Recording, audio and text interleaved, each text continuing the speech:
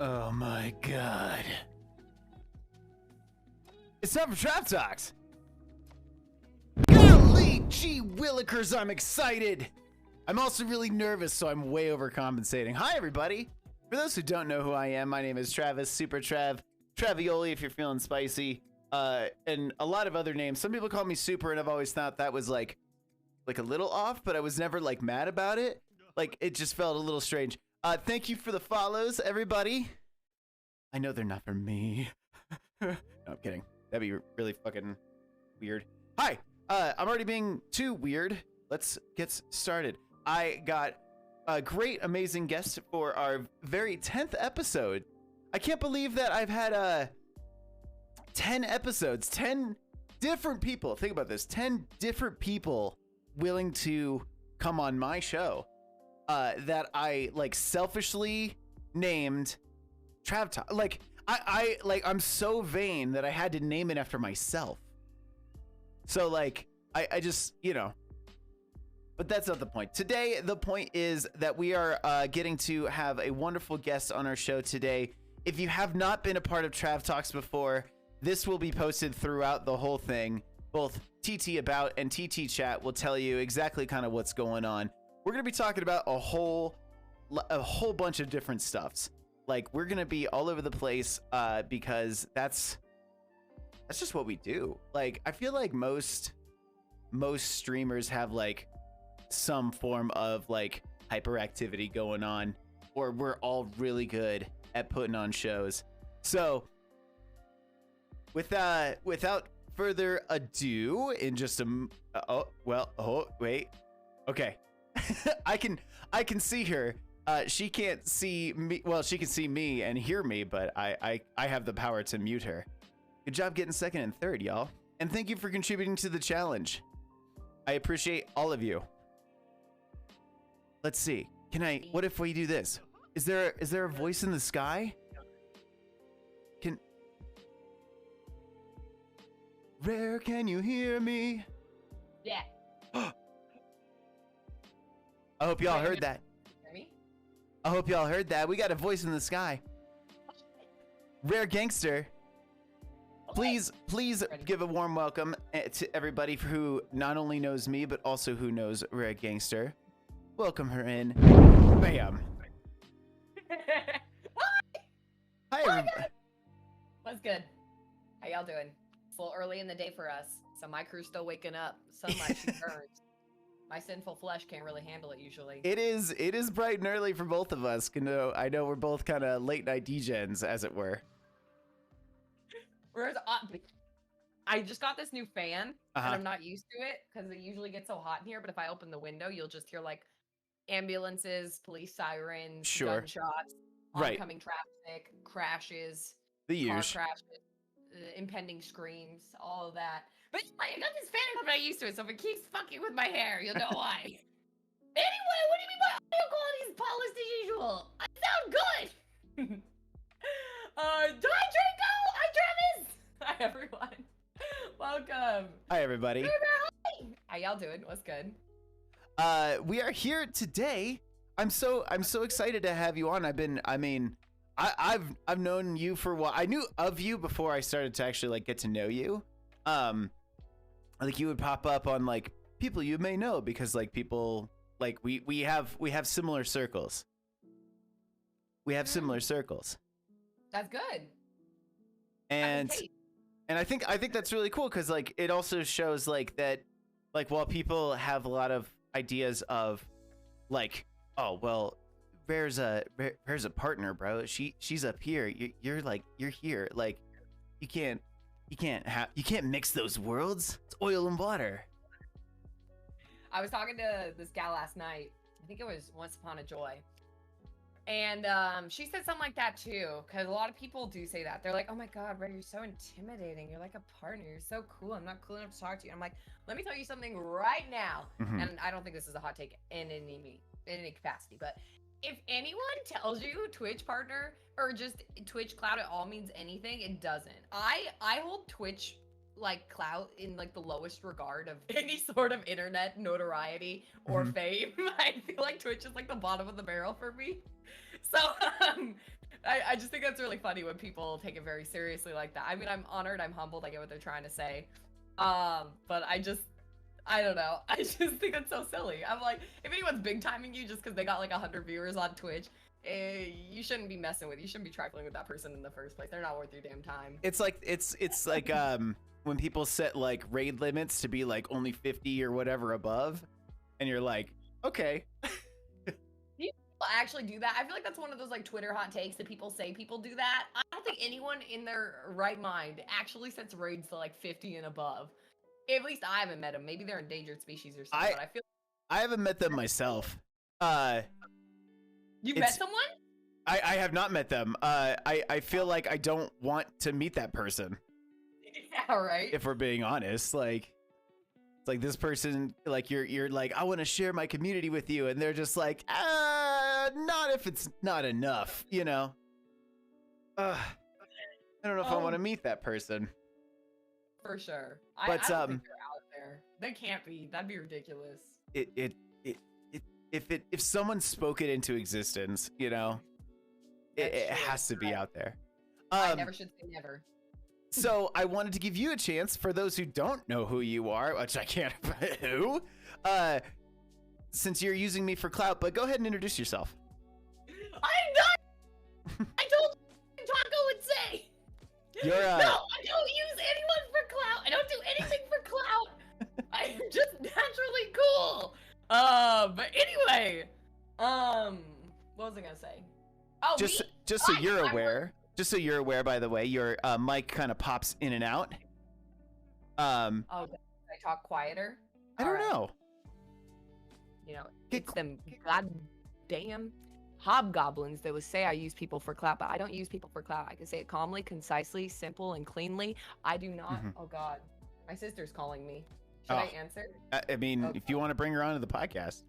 No, they'll want me to bring her on. They love my sister.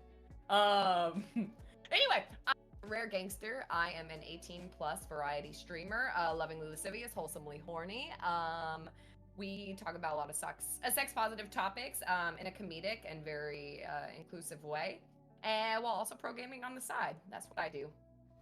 Wow, it's like it's practiced or something. Kinda. Practice, maybe a little. But that's totally normal, right? How long have you been streaming for? 2.5 years. I think it'll be 3 in May. 3 in May.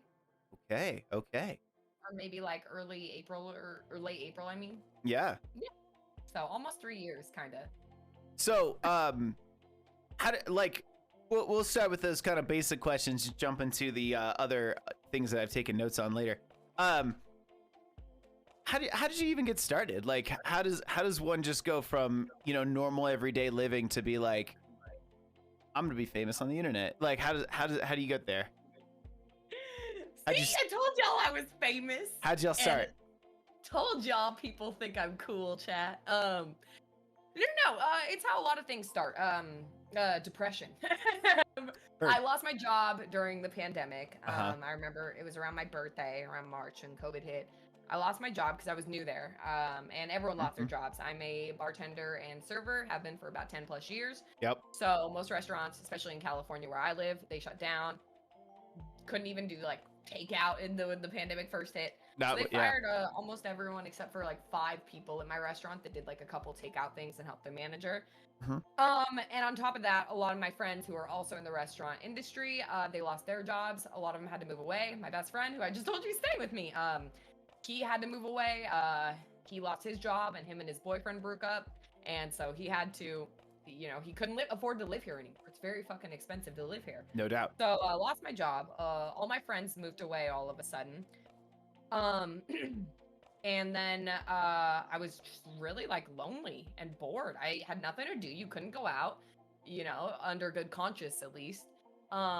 Yes. And so I just started being on social media a lot more. I have a few like old school TikToks from the early Project Rare Prototyper Gangster days. This was on TikTok. I was like looking into YouTube stuff, and then I just started streaming on Twitch. Just a buddy of mine was like, oh, like Twitch, and I was like, oh, okay, I'll do that. And I just bought a $50 PlayStation 4 cam mic combo and started streaming GTA 5. And and then it just slowly snowballed from there. And now here we are. Yeah, wow. I mean, that's a pretty hard slope upward. No, like, and this isn't to like make fun of you, because plenty of people had a really hard time during the pandemic, but you were just like, fuck it, I'm gonna try, and off we go. Like, that was just a decision you made one day. Yeah, it ended up being better. I got my job back a few months later. Thankfully. I didn't think I would, because I was only at that restaurant for 6 months at the time. But the manager really liked me and stuff, so I ended up getting my job back. So thankfully, I've never been like full-time, like had to rely on Twitch full-time or anything like that for money, thankfully. But yeah, no, it was just, I was really lonely and I had nothing to do. So I ended up doing that, and it was one of the best decisions I made in my life. A lot of things happened from then to now that I honestly don't think I would have been able to get through without like some of the friendships I made on Twitch. Non-parasocial friendships. Non-parasocial. Yeah. Well, I was actually gonna ask about that, because I know that you live actually fairly close to some of the people that we kind of mutually know. I parasocially know, and you actually really know. I do hang out with people a lot, non-parasocially, but I have jokes aside, I've made a lot of like genuine friendships on Twitch, like people that I hang out with like very frequently, like people that I'm comfortable with to stay with. Like I recently, I do a lot of meetups. Me and B just met up recently when she was down in SoCal with a bunch of people. So yeah, no, I have made a lot of like genuine friendships from Twitch. And I think it's been really cool, That's awesome. Actually, I have a lot of family in SoCal. They're in the Valley, San Bernardino Valley. I don't know if you're anywhere around there, but obviously don't dox yourself. But it's yeah, like that area is great, and I started saying hella because of them, and I can't stop. I think I said hella back in like 9th grade. Like it's one of those things that like starts as a joke, and then you're just like, you can't stop yourself. Oh yeah, we definitely have our SoCalisms for sure. Yeah. There's definitely the LA-isms. It's I hella say hella, dude. I literally cannot stop. Yeah, I feel like Deadass is another one. I feel like there's a few little LA-isms that start here. Obviously the like. Sure. You get the Kardashian list. Courtney, it really hurt my feelings when you took a bite out of my salad. You know I'm on a diet right now. Like, just the pausing a lot of your words and stuff like that. There's a lot of LA-isms. Have you always been around that area? Yeah, I'm SoCal born and raised. I've lived everywhere in SoCal though. I moved around a lot. In fact, I'm moving in a couple months again. But yeah, I've lived like everywhere in Southern California. Okay. You have a favorite spot? If I could live anywhere? Yeah. Like with all the money in the world? let's say money's not an object. Oh, shoot, that's hard. I know. I think Santa Barbara is probably one of the most beautiful places in the world. Montesino, a lot of celebrities live there. Big facts. But okay. I don't know if I'd live there. It's a little too white people happy for me. Same with San Diego is another like really beautiful place, but it's a little. Sorry, I probably should. No, it's a little too. It's not my political affiliation. I guess I should say it's a professional way to say that. Okay.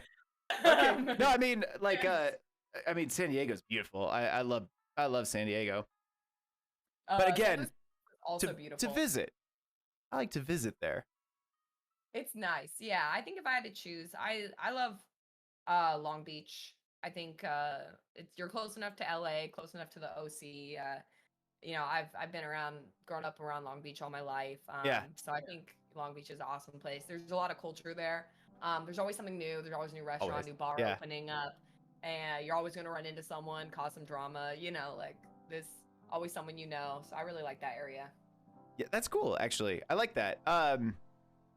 Yeah, I love that whole area. I mean, I go and visit there fairly frequently. And I won a karaoke contest in San Diego in OB, actually. No way! In OB, not PB? Is it PB? It might be PB. What am I thinking? Pacific Beach is San Diego. Yeah, I was like OB. Maybe it's somewhere I haven't been before. Yeah, PB. It's over by like Dog Beach and stuff. Yeah. Where all the breweries are at. Yeah. Not that I would know where all the breweries are at in every city. But... You're literally a bartender. Yeah, you're right. Actually, it's work related. Exactly. It's bartenders are at in every city. Work expense. Or bars are. Let me write this off as a work expense. Moving on. But yeah, I won a contest there, but I was on vacation and they were like, it's $100 tab, but you can't use it tonight. And I'm like, I'm on vacation, and they're like, use it tonight. And so I got so many people drinks. I mean, I don't know, $100 would buy you like 5 drinks here in SoCal these days. Yes. I don't know if you went, but $100 will buy you like drinks for you and your like 3 close personal friends, and that's it. No, I got like the well liquor. Of course. What, you think I'm fancy? Give me a break. Oh. So, like, did you go to school for anything? Was there something that you like had in mind before hopping into bartending, or were you like 16 and you're like, I'm gonna sling drinks for sad men? Like, what was the thought? I sling drinks for sad women too. Of course. I'll never forget one time, this lady came up to the bar, and she ordered a Justin Cabernet, and I poured her a glass, a big one, because I liked her. I thought she was cute. And she just started sobbing on my bar top. And at that point, I learned my lesson to never ask what's wrong. Because I'm a bartender, I ain't a therapist, I'm not professionally trained. I'll probably give you the wrong advice if I give you any advice at all. And so I learned my lesson right then and there. Anyways, the question, yes, what was I supposed to do? I went to school, I actually have a degree in mathematics, a bachelor's of science. I went to school to be a double major in mathematics and biomedical engineering at a prestigious university, which I will not name. I got a full ride scholarship being a woman in STEM. Hell yeah. That was the plan. Yeah, I had a lot of connections too. You know, people ask me like how to get jobs, you know, how to do a lot of things about networking. And I don't mean networking like being fake and, you know, schmoozing to people. I mean networking like being a bartender and serving drinks. Yeah. You know, and then you get to meet a lot of business people that happen to be in your industry. I got offered a lot of internships opportunities just because they liked me. They liked to, you know. That's great. They would regulars at the bar. They liked who I was. They know what to expect. They know, you know, that's what I went to school for. They're like, oh yeah, you know, you're going to school for engineering. I actually run like a biotech lab. I'm a professor, not a professor. I'm like a associate at Edwards Life Sciences. Blah blah blah. Like you should come intern for me. You're like, okay, sure. Right. All you know about me is I pour you drinks, but because you like my spirit, you know, and that gets you far in life. But anyway, so that was the plan. And I graduated when I first started streaming, around then, probably a couple months after I first started streaming, I graduated. Then I was going to go back and finish my biomedical engineering degree. I was like 6 classes away, so less than a year away from finishing my double major. But then life. Life. Took twists and turns as it usually does. Of course. Without, ruining the mood or anything. I had some very personal, sad things happen that changed my circumstance. Yeah. I ended up being a caretaker for my mom. Okay. And so I wasn't able to work anything full time. Like, there's no way I could have worked full time, done Twitch, and been a caretaker, Right. And so I ended up making that decision to not pursue full-time work because I didn't want to give up Twitch. I was just like, man, that would suck if I had to go up something I really enjoy, something I'm really passionate about. Because of this. Because in engineering and things like that, it's a 40-hour week. You're a salaried employee. It's not like bartending where I'm very flexible. Work very little hours. And so that's what ended up happening. And now I'm just directionless. Who knows where I'm going to end up or where I'm going to go. I was actually like something that I always thought, like everybody gets into this whole content creation thing for whatever fucking reason that they decide that day. My like, for instance, like my channel originally as Tank Bros, like we started as a joke where like once we get famous enough, the Game Grumps disappear and we just show up. Like that was like a joke, and then like it actually like worked. For however long. Ambitious. Sometimes you got to take success and make your own opportunities. I did the same thing with my competition. All the streamers I grew up with when I first started around, no more. Coincidence? I think not. That is like longevity is something that I've noticed in the streamer world in general is something that I don't think a lot of people take into account.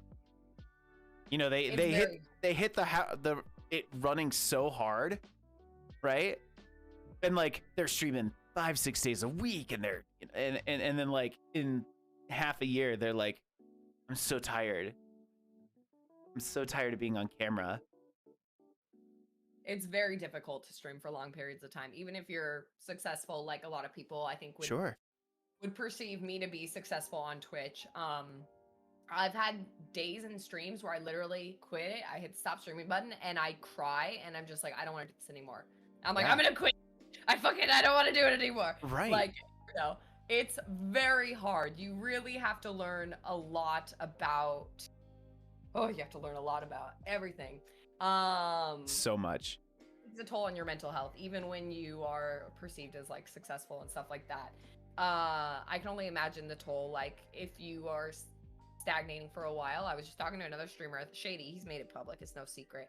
But he's been in a plateau for like a year, and it's really hard on your mental health. I was in a plateau around the same time he was, but for like several months until I made some changes on my stream, and I know that can be like hard on your mental health. Right. Yeah, I think the hardest part's after you get partner, and then you're like, okay, now what am I doing? Like, right. You're like, I did it. Now what? And I feel like you get in a habit of always comparing yourself to your biggest streams, your best moments.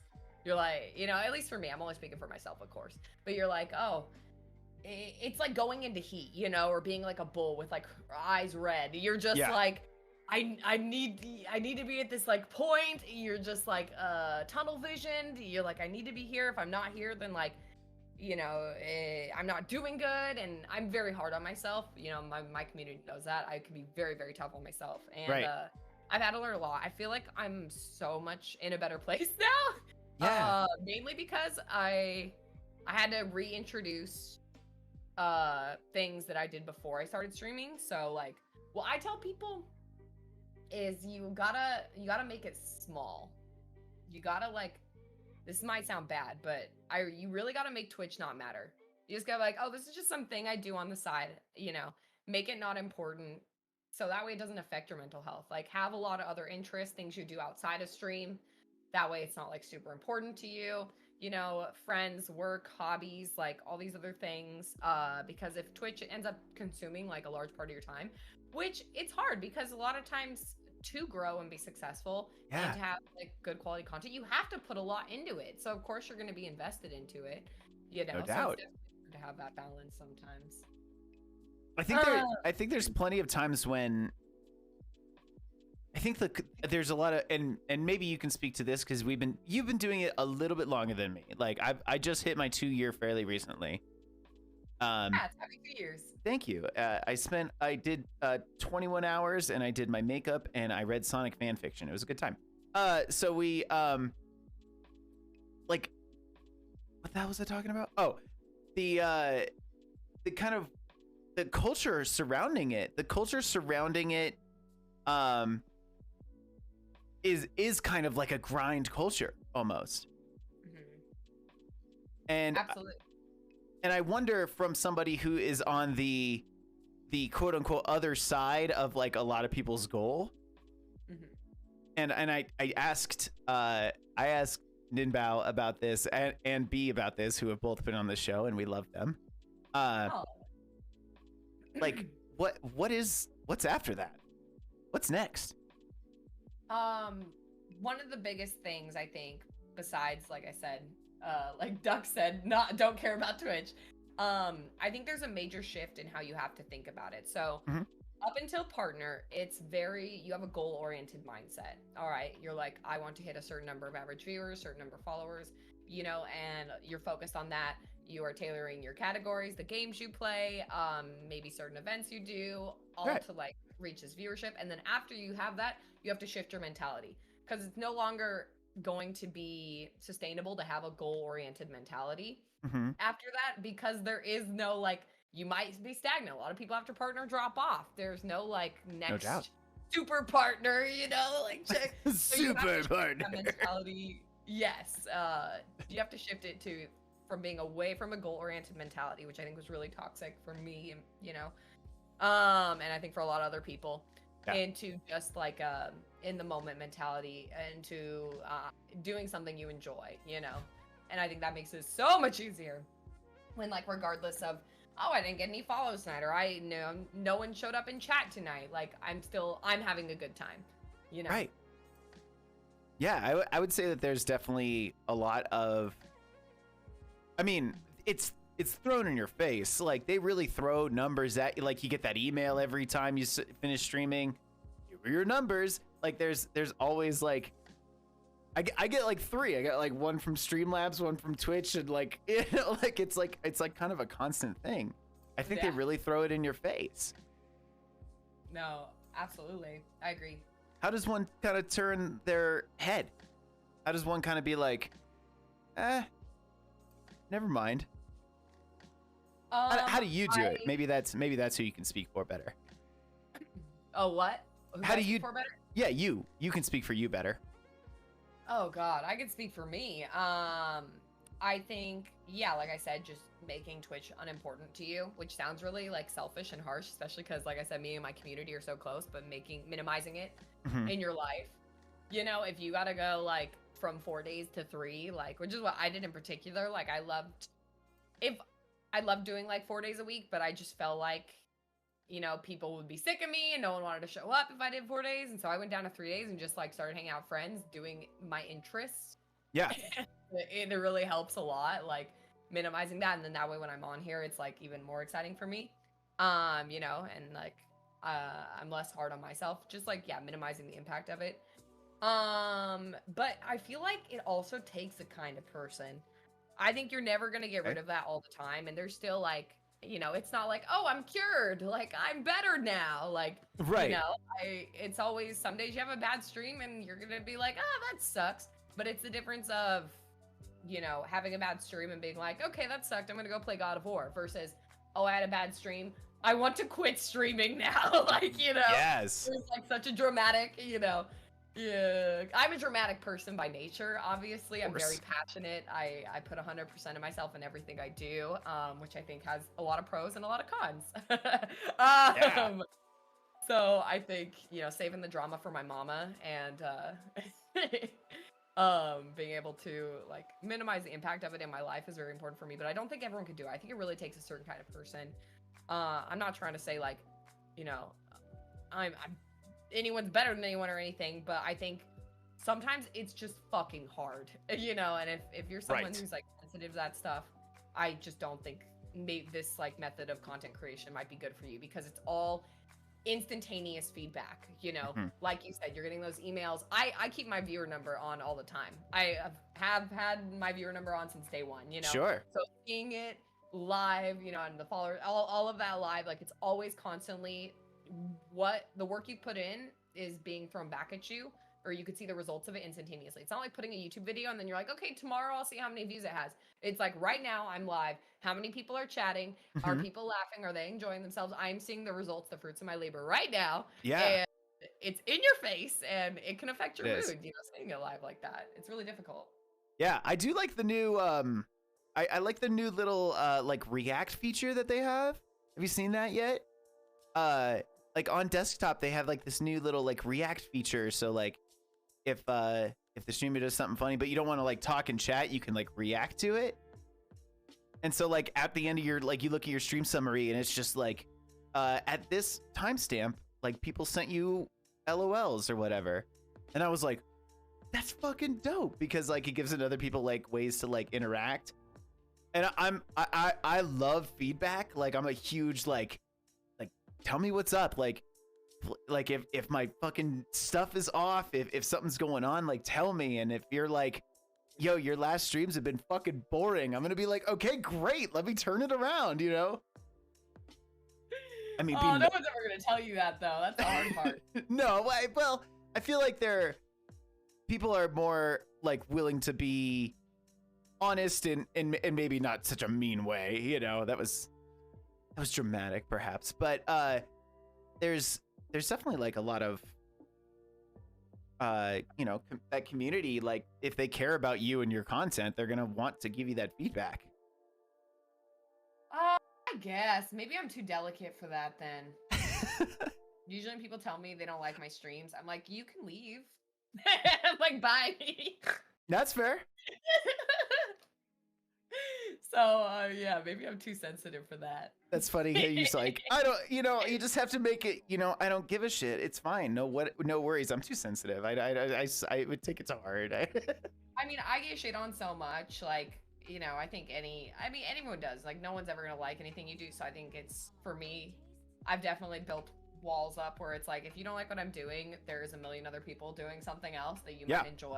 I constantly get, I'm too loud, I'm too lewd, I'm too crude, I'm too bad at video games. Looking at you, chat. Yeah, so it's hard for me to like, I guess if I ask, like you said, then I'm more open to it. If I'm like, okay, like, what did you like about this? What did you not like about this? Then I'm more open to it. But I've definitely had viewers message me after streams being like, yeah, I didn't like that stream because of this. And I'm like, oh, I didn't ask for that opinion at all. It's 100% different when you're not asking for it.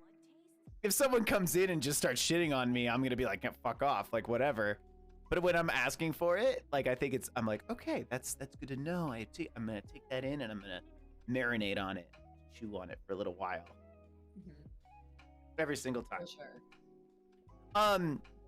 So you say I know that you're really big on being open and honest, and like that's one of like kind of you kind of said earlier, it's like a trademark of yours. You're just kind of like, yeah, we're gonna talk about it. We're gonna talk about everything related to things when it comes to sex positive. We're gonna be open and honest about it. You want to talk about titty fucking? Let's talk about titty fucking, right? Of course, absolutely. So when it comes to like being open and honest, is it talking about it in general? Do you bring yourself into those kinds of things? How do you bring up those topics without, using your own self-disclosure, if you do? I bring up myself all the time, chat knows all the campfire tales. I'll be like, usually it'll have a moral. I try to keep it like episodic, be like, oh, and that's why, you never tell someone they can give you a facial and then get your eyelashes done right before, or, don't answer the phone while you're riding dick. I mean, sorry, let me be a little more classy. It's 18+. If you are captaining a ship and your crew member is giving it all she's got, Captain, I'm talking winds, rains, right, the starboard side, really getting out there. Don't answer a phone call from your sister while, landing into port. Noted. But I'm more along your point. Yes, I do introduce myself in the stories. But yeah, no, I'm very comfortable with being honest, and open, a little bit too honest and open sometimes. Sure.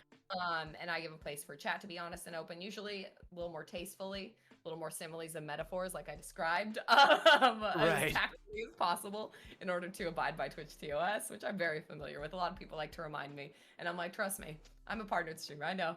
I know Twitch TOS. Like, yeah. I know the lines of what I'm allowed to say and what I'm not allowed to say. Oh, I just said titty fucking in like twice in 3 seconds, so. Where your mic peaks when you scream? Do you want me to scream more? Do you want me to scream more? That is up to you. I don't give a shit. I can turn you down on my end. It's fine. I'm not trying to tell you how to run your stream, Trav, but I think Yogi's backseat modding right now. I would be, if I was your mods, I'd be really disrespectful. I disrespected. You start being disrespectful? He's just trying to backseat mod right now. No, it does happen, but I'm not entirely sure how to, because it's on your, everything on my end is, it doesn't show you peaking on my end, but. Yeah, no, I'm sure I'm just being too loud, but anyway, yes, open honesty, you know, that part's easy. Sharing stories, asking for stories is easy. It's enforcing boundaries and rules that's always the hard part for a lot of people. And so I don't recommend being the type of streamer I am unless you are okay with confrontation and healthy communication. You know, you will frequently have to tell people, and I think every streamer has to do this to an extent, but when you're a streamer like myself that has, you know, these kinds of conversations that can border along TOS, sure, you have to know like when to bring in the reins, and you have to know how to say it in a way that is not going to, you know, scare everyone off and get everyone concerned. It's kind of like, you know, people can feed off your emotions and how you're feelings, and so your delivery can dictate whether they're going to receive that transmitted message, you know, well or not. So you know, but sometimes you just have to tell someone off, and you have to have like that awkwardness. It's like, I don't have kids, but I imagine it's like disciplining a kid. It's like sometimes you're gonna have to do things that your kid is not gonna like you for, you know. Definitely. They're gonna like steal cookies from the jar, and you're gonna have to discipline them and send them to their room, and you're gonna have to have that awkward moment. You're gonna have to have that like lull. It's awkward for everyone, it's uncomfortable, but it's necessary, you know. You can't just like be like, oh bad, but oh no, it's okay now, like I love you, you know. Like you gotta have those awkward moments, and that's, I think, the hardest part for a lot of people, is being able to have that comfortable discomfort, being comfortable in the discomfort, you know. What do you like attribute to your getting better at that kind of thing? Because I like, boundaries is incredibly hard when it comes to parasocial relationships. There are a ton of people that are like, DMs are open, talk to me whenever you want, blah blah blah, and then like someone's just like, hey, I'm feeling really sad, and they're like, I'm not a therapist, whoa, don't talk to me, you know. Like it becomes all of this kind of thing. Like how did you get more comfortable with that? I just turn into a grotesque beast driven by bloodlust, and then I tear them to pieces. No. So my Friday night, yeah. No. I feel like I have so much experience in communication. It's something I really pride myself on. I have been a server bartender for 10 years. Right. Before that, I was in debate, journalism, yearbook. I did a lot of speech contests and things like that. I've always been a bit of a chatty Cathy, you know, got it from my parents and then just kind of like kept using it. It's something I've always been able to learn. I'm not like formally educated in it. My best friend who's staying with me, he has a degree in communications, you know, so he's actually decorated in it. I just have, decorated, you know, communications. I got the speech street smarts. So I'm just very good at communicating with people, and I feel like I got an A+ in you're recognizing what people are trying to say when people are trying to manipulate me, because sometimes people don't always communicate for good. Sometimes they try to communicate, you know, to meet their own end, you know, and I'm very good at addressing that. And so I think it's just something I've learned. It's definitely, I always tell people, because they're like, oh my God, Rare, it's so easy for you to talk to people, how do you do it? And I'm like, no, speech communication, it's a skill.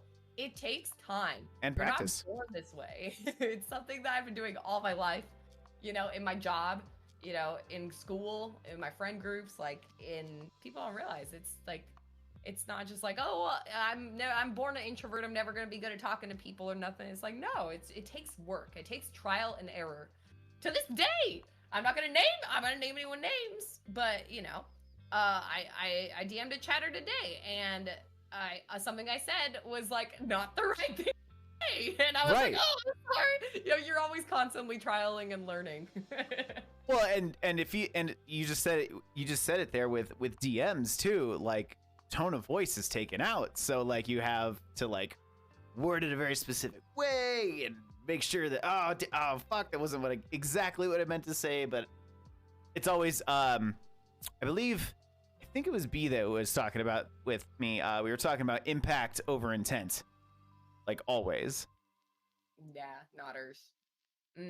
And yeah, I do the same thing in exchange, you know, because sometimes I'll tell people like, hey, I just don't like when you do that, you know, or say that, make sure you use emotes. And they're like, because we joke a lot on my stream, and some people, like, they just don't sound like they're joking to me. You know, it's just going to be different for everyone. I don't interpret it as a joke. So I'll be like, hey, I didn't meant that this is a joke, but use some emotes next time, because it came off to me more mean-spirited than I'm sure you intended, you know? Right, absolutely. And, yeah, and some people take that defensively. They're like, but I'm joking. And I'm like, you know, respectfully, your intentions don't matter. It's how I'm perceiving it. It's how you're impacted. Exactly. It's like, I'm trying to tell you, regardless of your intentions, I'm perceiving this message in a way that you don't mean. And I'm trying to tell you how to improve your communication with me. Because communication isn't the same for everyone. It's going to be different. You know, the way you communicate with some people is going to be different than others. And it's not like being fake. It's because some people perceive messages differently. You know, you need to use more emotes with this person. You can speak more plainly with this person. Yeah. Yeah, it's very interesting. It's like a dance. And like your level of familiarity with those kinds of things too, right? Like you were talking about like some of the people that you know specifically in your like in your community. You're like, oh, that person, I know what they're trying to say because I've communicated with them enough to know when they're being dry or they're being coy or whatever they're doing. And then you have the opposite where like somebody brand new like tries to join in on the joke and you're like, I don't, who are you? You know, don't make your like first time chatter bubble show up as something that's like sounds super fucking rude, you know? Exactly. And it is a balance because like there's definitely things that I'll let some of my mods say to me that I wouldn't let a random chatter say to me. No. And you definitely run the risk of, if you're being non-uniform like that and picking favorites, so to speak, some new chatter could be like, oh, well, Fendi just said that she's gonna spit in your mouth and suckle on your titties, and that was fine, but I can't say it. You know, you're definitely gonna have to run that risk, but it's definitely, as long as you're comfortable communicating, like, oh, this is my mod and my friend, you know, this is someone I'm comfortable with, they're allowed to say that to me, like, you know, we're not there, you know, and if they're not okay with that, then they're probably not someone you want in your space anyway, you know? Right. And I think there's always, like you were talking about, that you have to be able to be willing to communicate that. And that's really hard for anybody to like have to set up those boundaries. Like that person I have known, you, I don't know. Exactly. And setting up that boundary. And you said that yourself, like you've got a inclination for it. You've got a whatever the aptitude, that's the word I was looking for. You have like an aptitude for communicating that kind of stuff. Aptitude. I like that word. It reminds me of when I took the military test in high school, the ASVAB. Oh, yeah. They would be like, your aptitude for this. And I'm like, cool, I don't want to go in the military. Right. Don't make me go. Yeah, they'd be like, they're like, you could do a lot of push-ups, but you can't touch your toes. Yeah. And I'm like, you're right. It's because I'm shaped like an upside down triangle. What do you want me to do? Yeah, so then have you, like, when it comes to like your world, like you've created this kind of like, I don't care about it, but I can see why also you'd be like, really, it would be easy to wrap up in there. It'd be really easy to kind of get wrapped up in the world of, I gotta, you know, what did I do? How did I change that? And if you've got your numbers up, you know, I've even noticed when I had my numbers up, which is why I had to turn mine off specifically. and I've debated turning it back on as well.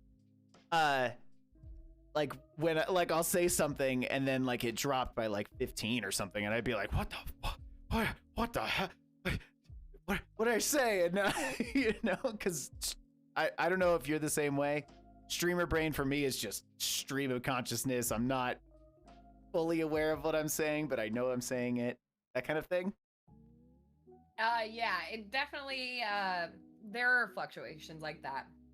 Last night, in fact, at one point, I think I would drop from like, I don't know, 120 to like 90 or something. So that's like 30 people all at once. But then, you know, a couple minutes later, it like came back and like, or like, you know, it bounces out. It's always constantly fluctuating. It could be like Twitch's connection. It could be like a gazillion things. It could be a million things, right? Somebody switches the app on their phone for a minute. Exactly. I'm pretty blessed. Where I feel like I have a very consistent viewership. So usually, oh my god, things are happening. Oh! Yes. Brian, thank you for the gifted to Trav. I appreciate that. Thank you. Thank you. Thank you so much. Aw, so kind, Brian. Thank you. Brian's gonna be starting streaming soon one day. Hey, that's exciting. What was I talking about? No, but there's been dips in viewership for everyone. Twitch has had the lower viewership in the past few years in October, November. I linked an article on that on Twitter recently. And yeah, sometimes you're gonna be having the numbers on. You're gonna be like, oh my god, what did I do? What did I say? Right. I've definitely said some things and then noticed the dips in viewership and things like that. Usually it's like some fucked shit I say. I don't know. Right. Like I'm good at video games, like that kind of thing. No, that's not. Whoa! I mean, I don't want to peek. I want to make sure you understand every single word of what I'm saying. Toad voice peaks you every time, man. I'm telling you. You are incorrect.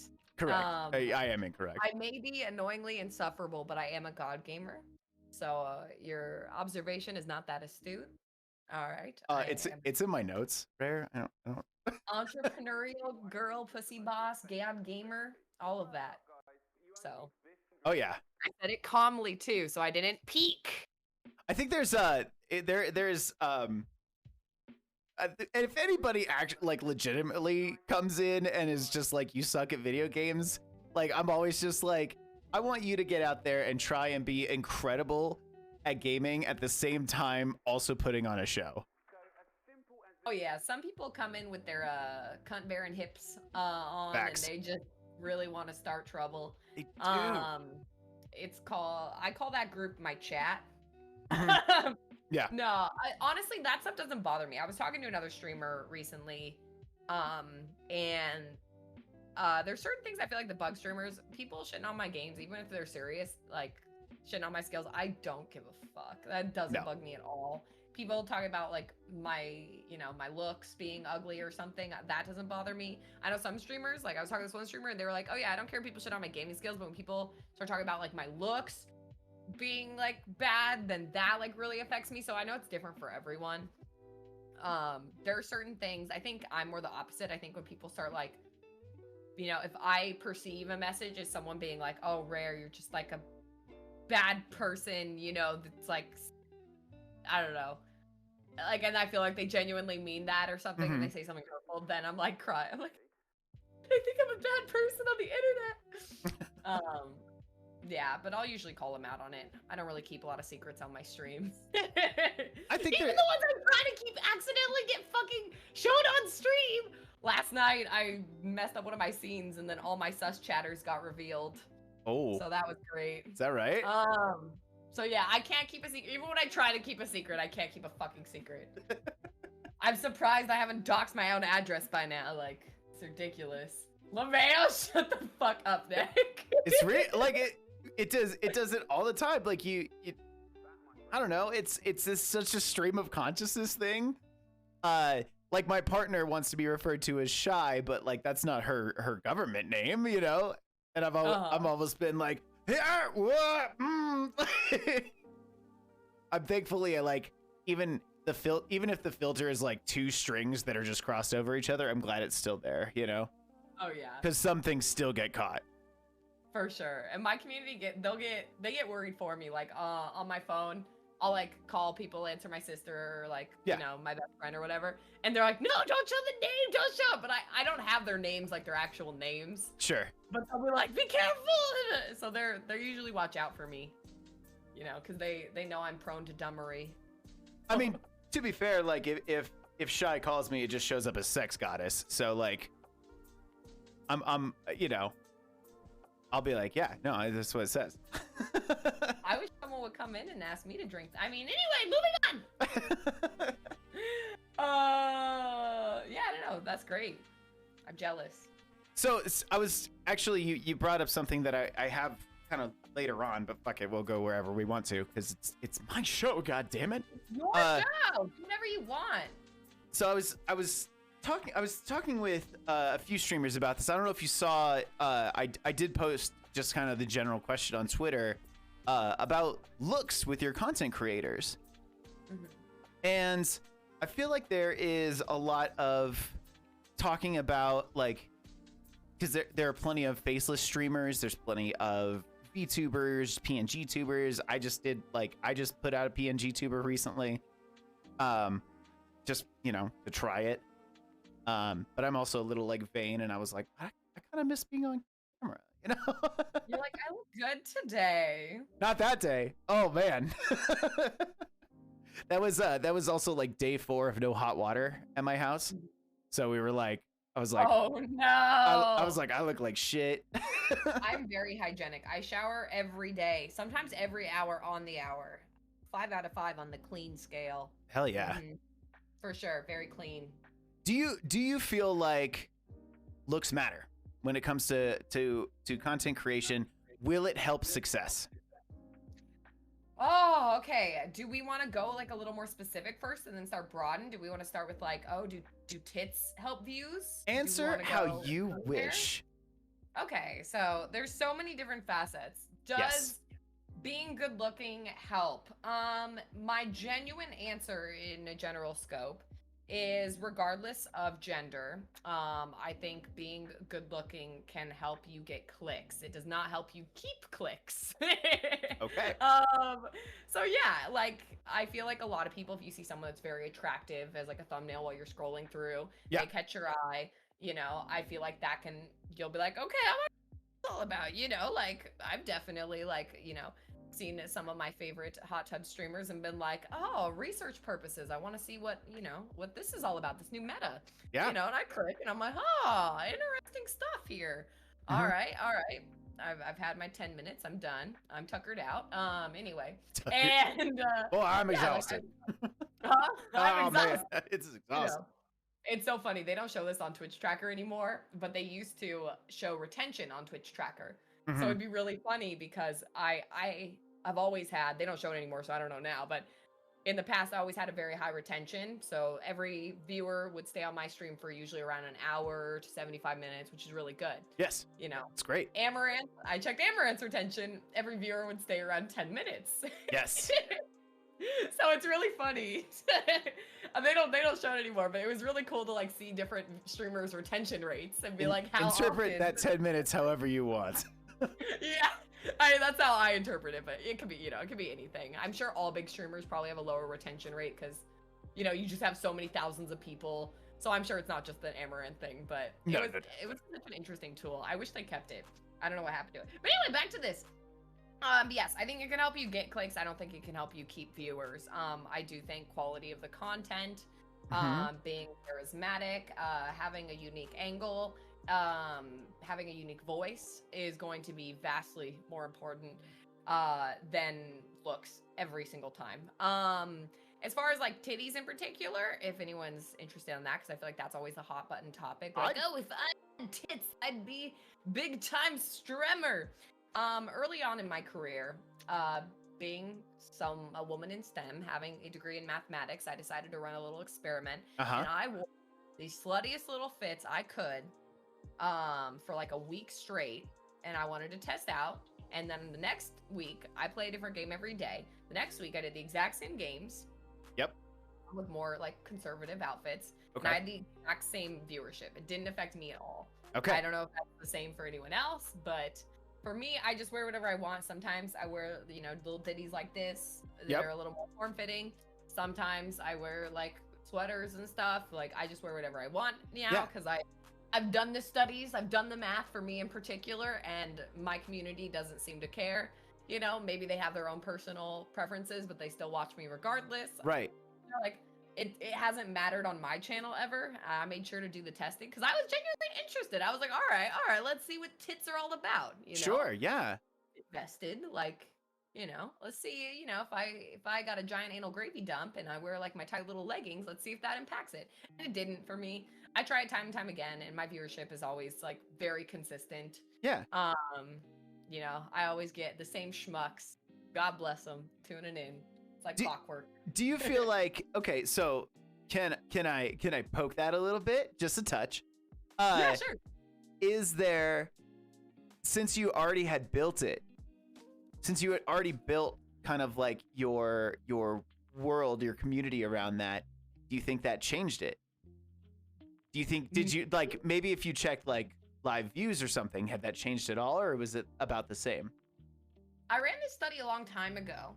So okay, I don't remember the exact results. I'd be happy to run it again. We could have slut week, and then we could have conservative wearing week. I don't care. I feel like if I tell them though, definitely don't tell them. My community, then gotta be double blind.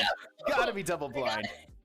Yeah, then they're gonna be like, okay, we're actually just gonna come during slut week now. Right. No, I think they're good natured. I don't think they do that, but it messes with the scientific method if your audience knows, Right. You get rid of the whole.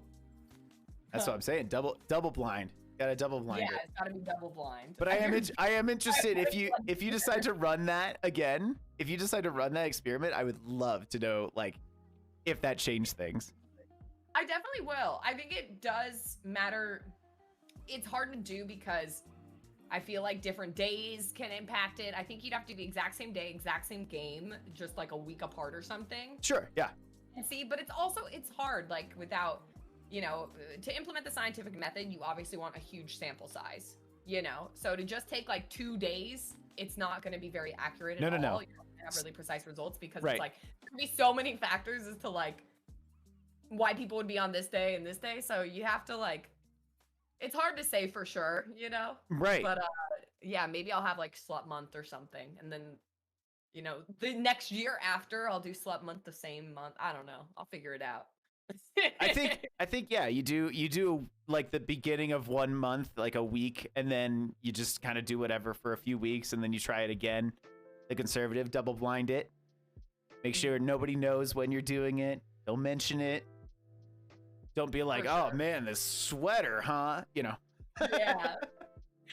No, but I would do that. I don't care. But I would, I definitely, in my own personal, it's not like I notice, like if I wear something very revealing, I don't notice a huge drastic change in viewership for me, for my audience, which I'm happy about because I like having, that was always my goal. And I, shout out to all my fucking hot tub streamers, hell yeah.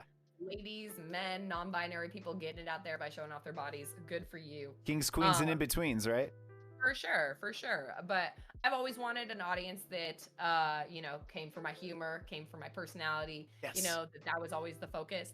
So that was never like my goal or anything, was to like do that. So I always just wear what I want, and then usually I always have the same viewership regardless. Yeah, and I do think to your first point, which was like it does help like clicks. Mm-hmm. It helps to be like, oh, like let me go check this out, and then of course if they go in and they find you annoying but hot, it's like, all right, then I'm not gonna like stick around for whatever reason. They'll like, I know that. So I know that like looks can definitely make a difference here, to be like, there it is, versus the like it's the I'm trying to remember what it was called, but it was basically like a thumbnail study. They basically like put out the same video on 2 different channels, one with like this like bright huge thumbnail, and then like one that just had like a screen cap from it, and they were like, and the views were like way different. That was just based on like one thumbnail on YouTube of all places, right? Both separate, both separate brand new channels, same video. One had a thumbnail, one didn't. I was like, that's so interesting, at least to me.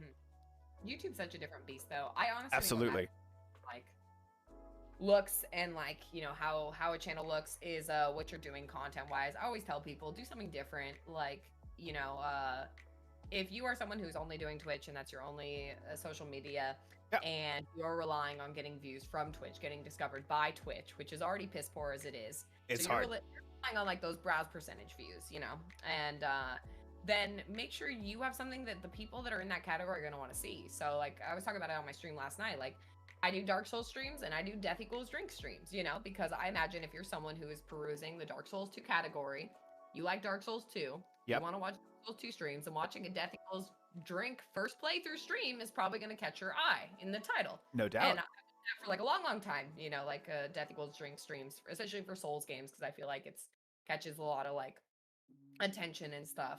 And but I think that is more important than like me, you know, how I look is having that like, oh my god, like, you know, this really interesting hook to a game that I already love. And then, you know, I can usually verify my results and justify it by seeing the browse percentage after. And usually I have like, you know, a 20% browse page percentage, you know, or something like that, like 10 to 20 usually. Of my views for browse page, and I can usually verify like how it works and stuff. So I feel like picking the right categories and like doing things that are interesting to the viewers of those categories is definitely a paramount importance over looks, in my opinion. And interesting to you as well. Like interesting to you as the creator as well. You're not going to be like, I guess I'll do another fucking Dark Souls game if you didn't enjoy doing it in some way. Does anyone enjoy Dark games?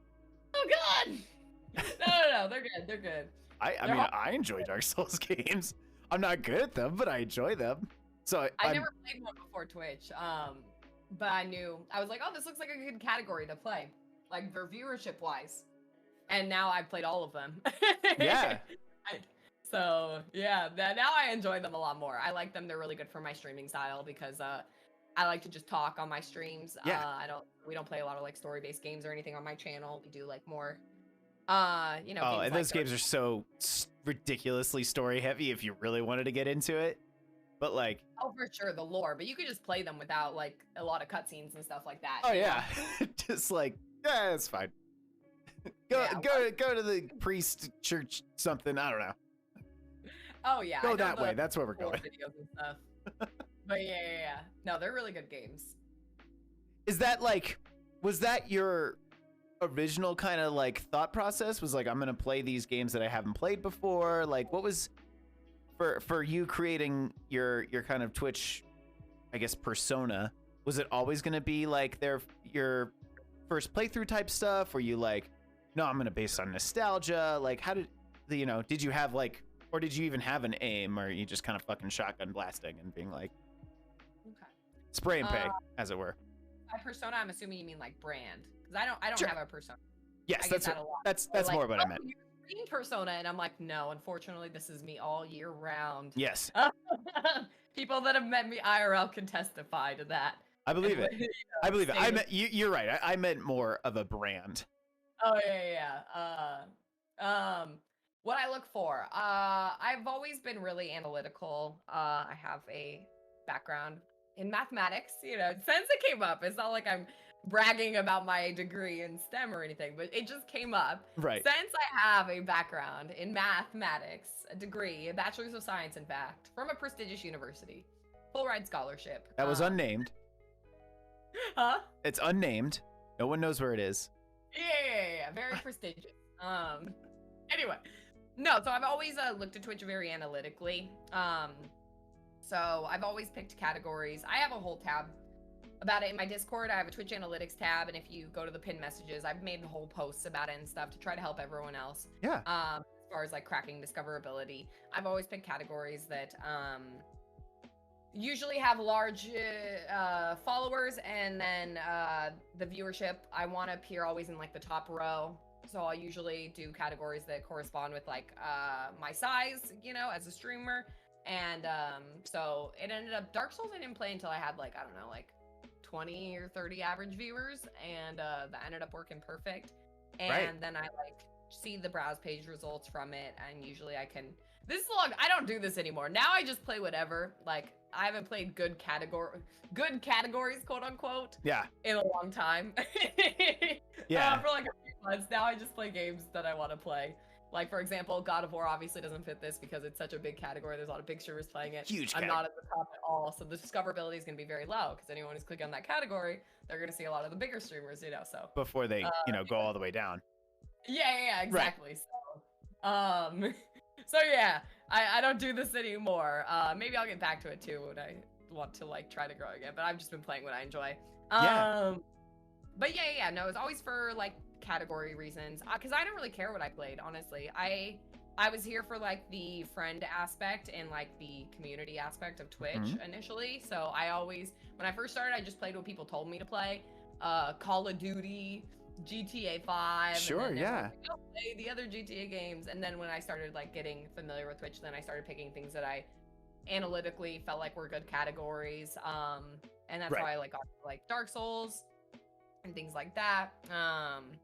Yeah, and then now I just am back to doing what I want. Now I do what I want. So yeah, no, I think it's actually like there's a lot more of that analytical side, and if you have a math degree from a prestigious university, I'm sure it's even easier. But there is a lot more to it than we than I think people realize. Because when you're saying like, oh, I looked at all the categories and I would look at this and I'd look at this, I'd look at this, and then you also tell me that you don't care, you're like, oh, well, am I supposed like what like where's the balance, and how did you balance that? Like I said, now I don't pick good categories, but yes, especially like when I didn't have a job and stuff, like I was very Twitch invested, and I'm still Twitch invested. It's like that balance like we were talking about earlier of like obviously Twitch naturally takes a lot of time, so you're going to be invested in it. It takes so much time and effort and energy to even just run like a basic stream, you know, let alone to do something special, to do like an event like this podcast, you know, or to do some of the several events. So it's like obviously like there's so much effort and investment in there. So like it's not like obviously I care so much. I think anyone that has been on my stream, anyone in my community can tell you I care so much. You know, and so I try to like really just when I'm not streaming, just really unplug and then not care, which is hard because it's like, you know, you especially like I'm like friends with a lot of my community, like genuine friends. So it's like, you know, you want this like balance and like you still like care about your friends and like want to hang out and stuff like that, but you also want to make sure it's not your only thing. You know, you want to diversify your portfolio a bit, because otherwise, like it's like you put your eggs all in one basket. What happens when the handle breaks? You know, right? And then I feel like I'm just a better streamer in person in general when I'm not like all Twitch obsessed. So I just feel like it's for the best. I'm very transparent with that, and I feel like everyone would agree. I don't feel like it's a hot take or anything. You know, just like making sure that like I am caring enough and putting like the quality into my work and making sure I'm putting genuineness in my friendships, but also like making sure I'm prioritizing myself so that I am like a cool person people want. Because if I'm only on Twitch all the time, what am I going to talk about, you know? Right. Like, it's so much better when I have, like, go out, you know, touch grass, hang out with my friends. Yeah, you go out there and you can. So for you, and maybe I'm as long as I'm hearing you correctly, almost an on and off switch. Yeah, which is hard. It can be to like turn off. Like post stream, I always talk about, and I already like everyone's always accused me of, you know. They're like, you have so much energy, you must be on energy drinks or drugs or something. And I'm like, no. But after stream, there is like this post-stream high that I'm like jilted after stream always. It's hard to like come down. It is. Because you're very like, I feel like a lot of other streamers, maybe you experience it too, Trav, you know, like there's like this post-stream like alertness. And like, it's like, and you're just like, ah! And so it's hard to like settle down, like, you know, after it. Like you're looking at the numbers, you're talking to like the person you rated, and you need to like, it's really weird. It takes me like an hour or two to decompress and like really like just unplug and be like, okay, now I'm gonna go like watch my anime or play my God of War or like do this, do that, you know? Right. And like unplug. Like Oh, I 100% know what you mean, because that's why I can't do all the time. I can't do until like 3-4 in the morning like I used to, because then it still takes me like 2 hours to come down, and it's like a Tuesday night. You know? That's literally me. Like, everyone's like, why are you up till like 3 a.m. every night? And I'm like, because I stream till like midnight. Then I go eat. Well, and then I have to wind down for a little bit. You know, I can't just go straight to sleep after stream. So I'm usually up till like 4 a.m. Yeah, it's exactly the same thing. And I'm like, all right, I gotta play something that's like calming and I don't have to like think about, or the opposite, where I'm like, I'm gonna play a game that I'm so familiar with that it just puts me in this state of Yeah, I like anime or like play games or something. Man, I use the loop. Of course. Let's we'll take a little like 5-minute break here. I appreciate everyone for being here. Thank you. We will have a Q&A session where you can ask me or Rare any question related to the topics we've been talking about, or not related to the topics we've been talking about. So we'll see you all in, I don't know, 5-ish minutes, 7 minutes, somewhere in there. I'm quick. I'm a world record holding piss runner. I literally get in and out. So no, we'll give you the full time to do whatever you got to do. All right, we'll see y'all in a minute. Bye bye. Can they hear us? Yeah, they can still hear us. Do you want me to? I can mute you. Still? Yeah, I'll mute you. They can hear us? Okay, so I can start talking shit now. Absolutely. Okay. Yeah. Listen, I'll mute my mic. I'll mute my mic. They can't hear us. I fucking hate all of them so much. I think you should ban, starting with Neckbone, and then Awkward Joke, and then Frenchie, in that order. Okay. And then B can be spared. And then be spared. Aaron can be spared. Yo must be banned. Brian must be banned. Wow. Duck can be spared. Derek can be spared. Shane can be spared. My goodness. Okay. All right. Now I'll go to the bathroom. All right. We'll see y'all in a minute.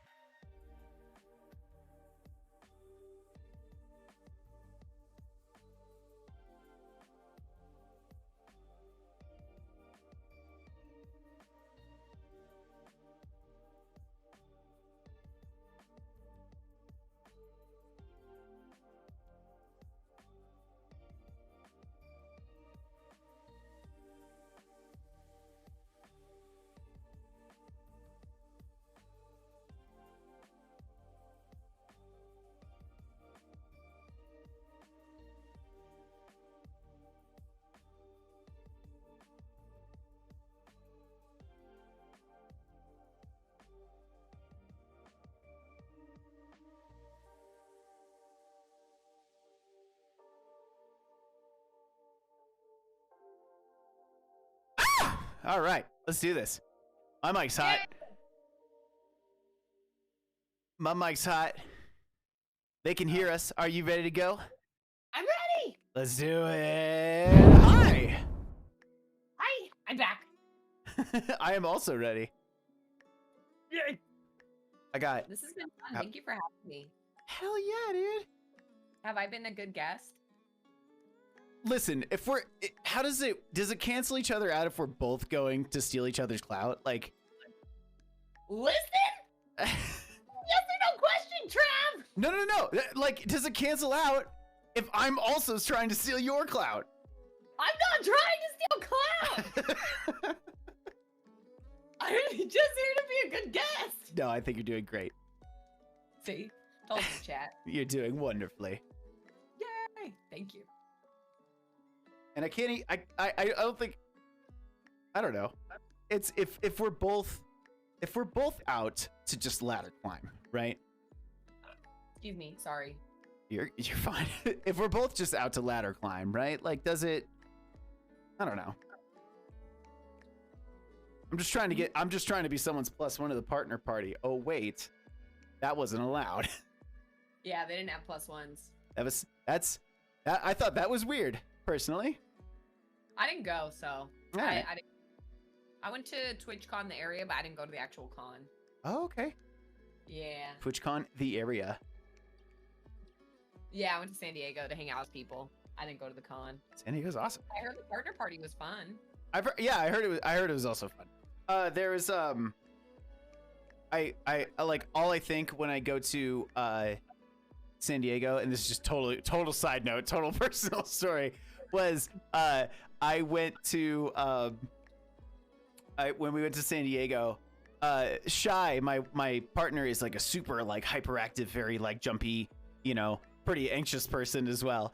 And then we went to Coronado Beach. It's like the calmest I've ever seen her, and I couldn't turn down my anxiety of being like, is something wrong? What's going on? Are you okay? It was the ocean air. It's just, like, Coronado's just such a peaceful, beautiful place. Like, that's what they used to do back. Fun fact. Fun feminist fact. Ooh. When women used to get all like womanly, I guess. I don't know. Doctors would literally prescribe ocean air. They'd be like, just go see the sea. Like, when women would be like have anxiety or like just be like doing kooky women things, is what they would call it. Is that the original touch grass, basically? Yeah, they literally like prescribe like sea. And they were like, they must give her some ocean air.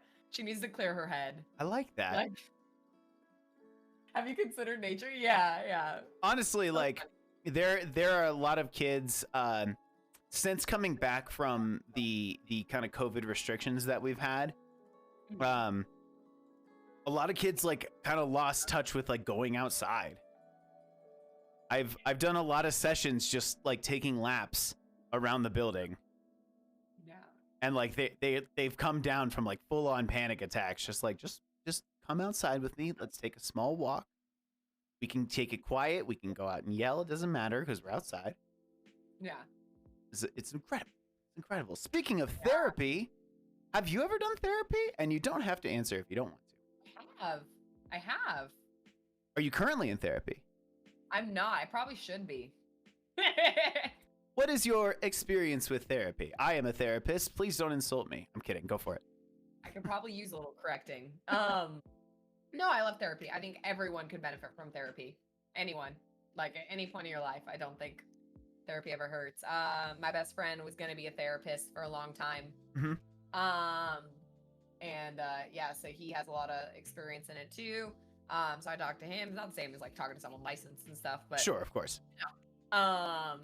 But yeah, he's also seeing therapy right now. I took my mom to therapy pretty recently. Like, I'm a big therapy advocate.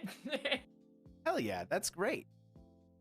What was kind of your experience? Did you like, if you like, where is it like, I need to do this for myself? Is it like been better for other people? Like, what was kind of your like come to Jesus moment, as it were? Because like a lot of people, I found that a lot of people have trouble like immediately jumping into therapy. I made a couple like I'm pretty wacky. Give as much detail or as little detail as you want. Like, don't feel obligated. Oh, I've just had some really fun moments in my life. I can be a little wacky sometimes, and sure. I think I definitely needed someone to talk to. And there's definitely moments where I've been like talking to my friends, and I start to feel like the Regina George effect. In Mean Girls, when like Lindsay Lohan, all she talks about is Regina George, and her friends are like kind of annoyed, and like Janice is like, Janice. oh, he's like, that's Regina, and like I've definitely had like moments like that where I'm like, I feel like I need to like pay someone to listen to me at this point. I'm too much trouble. Okay, yeah. Like, I feel like the nature of therapy, or at least talking about therapy in general, has changed. Yes. It used to very much be like, oh, you're gonna go see a head shrink? Like, ugh, you're fucking nuts, dude. Or you get prescribed, go touch grass, Yeah. Or sand, My mom I guess. is older, so she definitely saw it as like, she did not want to go to therapy at all. Mm-hmm. I got her to go to a couple sessions, but she's very like, this is a waste of money. I'm not crazy. I don't need it. I'm like, it's not for crazy people. Like, yeah. It's for sane people. It's for very sane people, yeah. Yeah. It's for people dealing with all sorts of crazy nonsense, because crazy is not the right word. I apologize. But all sorts of stuff that's going on in life. We need it. I'm in therapy as a therapist. Like, I have 3 different therapists at one point. Is that right? Oh yeah. Sometimes you need one to coddle you, one to look good, and one to give you the tough love. Okay. Did you have like a regimen for that? Like, on Monday I'm gonna go get coddled. No, whenever I need him, I'd make an appointment. Okay, I like that. Yeah, something like that. I like that. I appreciate that. Like, you're like, obviously one of your things is being open about it, but also like therapy again is still not all, but still kind of stigmatized in a way. We put on this kind of public persona, as it were. Your public persona, your Twitch, like, those are all kind of the same. Like, you've kind of made it like your thing, like, what's the word I'm looking for? Genuine. You're like, nope, I'm this way all the way through. Right? You talk about like my brand? Yeah, like that's one of your things. You're like, I am this way through and through. If you meet me in real life, I'm gonna be just as loud and like that as possible. Well, I'm not always loud, but I'm always me. On stream, I'm not always loud all the time. That's what I'm saying. Like, you are yourself. Yeah. You're loud when it calls for it. I'm not saying like it's just loud gangster. I'm not saying that. It's you have your thing, right? You're like, I am genuine. I am me. Yeah, I think. Do you feel like we were talking a little bit about it earlier about how the world of content creation can affect your mental health, like in a very major way. Do you feel like that's affected you? Yes. Okay. It's very hard on your mental health. Absolutely. I think we were talking about it a little bit earlier. Mm-hmm. It's there's definitely different mentalities you have to go into with it. It can be very hard. It makes you feel really bad about yourself. You're getting like instant reactions to the fruits of your labor, like in real time. And like, if it's not what you're expecting or not what you want it to be, it can be like very distressing. Yes. And very destructive on your mental health. No, yeah, this shit's hard. Hard. This shit's fucking really hard. Like, I've seen people like jump in super hard and burn out because they're not getting like fucking ninja numbers, I'm like, that is, first of all, it's never how that shit works. Unless you are already a celebrity. If you are like, but like even T-Pain isn't getting fucking ninja numbers, Mm-hmm. Which I don't know if you've ever checked out a T-Pain stream. Dude's fucking hilarious. I have had the pleasure. He's great. We rated T-Pain once. I think we rated him. I've rated T-Pain once. I think we rated him before too. Yeah. I don't think he noticed. No, I don't think he has it turned on at all. I don't think he just goes. But yeah, what were we talking about? Yeah. No, it can be very difficult on your mental health. It's you definitely have to end up getting the mentality. I think it can be goal oriented at first, like I was saying, and then after partnering, you definitely have to have the mentality of like, it's okay to not blow up. It's okay to not grow. It's okay to not get big. Like, right. I definitely had that epiphany, I don't know, probably a month or two ago. It was just like, you know what? I'm probably never, ever going to get big or like, you know, become like the, you know, big streamer, you know, I want to be, or even my community wants me to be. And like, that's okay. Like, I just didn't really need to enjoy, like, there's so many things I'm like supremely grateful for on my channel and like so many like beautiful moments and like, absolutely. I don't know, like recently we were looking back, one of my mods made he did like a little YouTube video of like, because I have like a Polaroid redemption on my stream and it has all these pictures, and he did a compilation of all the photos of the past year. And I was just looking back and I was like getting all teary-eyed, you know, wetting my eyes and my muff and just like, you know, thinking of all the like good stuff, just like all these good memories. I was like, this is why I stream. Like, this is beautiful, you know, like that's so much fun. Like, it feels so good. Yeah, it sounds really cheesy, but you know, just all that stuff. And like, I think that's definitely a shift that you make like post partner. But I mean, hey, if you accept it beforehand, before partner, then power to you, even better. Right. You know, you definitely just being okay with it. And if you're not okay with it, then this isn't the like, streaming is not for you. If you are doing it to grow, if you're doing it to blow up, if you're doing it to get rich, if you're doing it for fame, this is not for you. It is just never ever gonna be. It's like impossible. It is so, it is beyond difficult to like blow up in the same way that some other people have. Like someone either, I think they responded to a tweet of mine or something like that. They said, don't compare yourself to the unicorns of the world. Yeah. And I was just like, that's a beautiful way to look at it, because like, yes, like some people, like, full disclosure, right? Like I see you and I'm like, damn, Rare's like blown up, man. That's amazing. You know? Oh, thanks. And like, and you look at people like B or Ninbao or even other people that are like, because like, I hate to look at it as in just a strictly numbers way, but there's like the like different like tiers of, you know, there's like the 20 to 30, and then there's like the 50 to 60, and then there's like the beyond partner, and then there's like partner beyond partners where they have thousands, you know. Partner 2. Right. Or the people who are literally already celebrities and then they just do Twitch streaming because it's just another income stream, right? True. And that's where you're like, okay, like, all right, that's, I understand them doing it. It's also, you know, you got a serious advantage on me. And yeah, what? Sorry, I missed that last part. I'm sorry? I missed that last part. What'd you say? Oh, I was just saying that, like, people who are celebrities already are gonna have a serious advantage on people who are who just, you know, who are just regular everyday people hopping onto this platform and trying things. Absolutely. It's hard. It's very difficult. I don't think anyone should do it if that's their goal, is to like grow up. I don't think this is for you. What was kind of you said it just happened a few months ago. You said that you kind of hit this realization of it's okay that I don't get there. I don't remember what tricked it. Trying to remember. I don't know.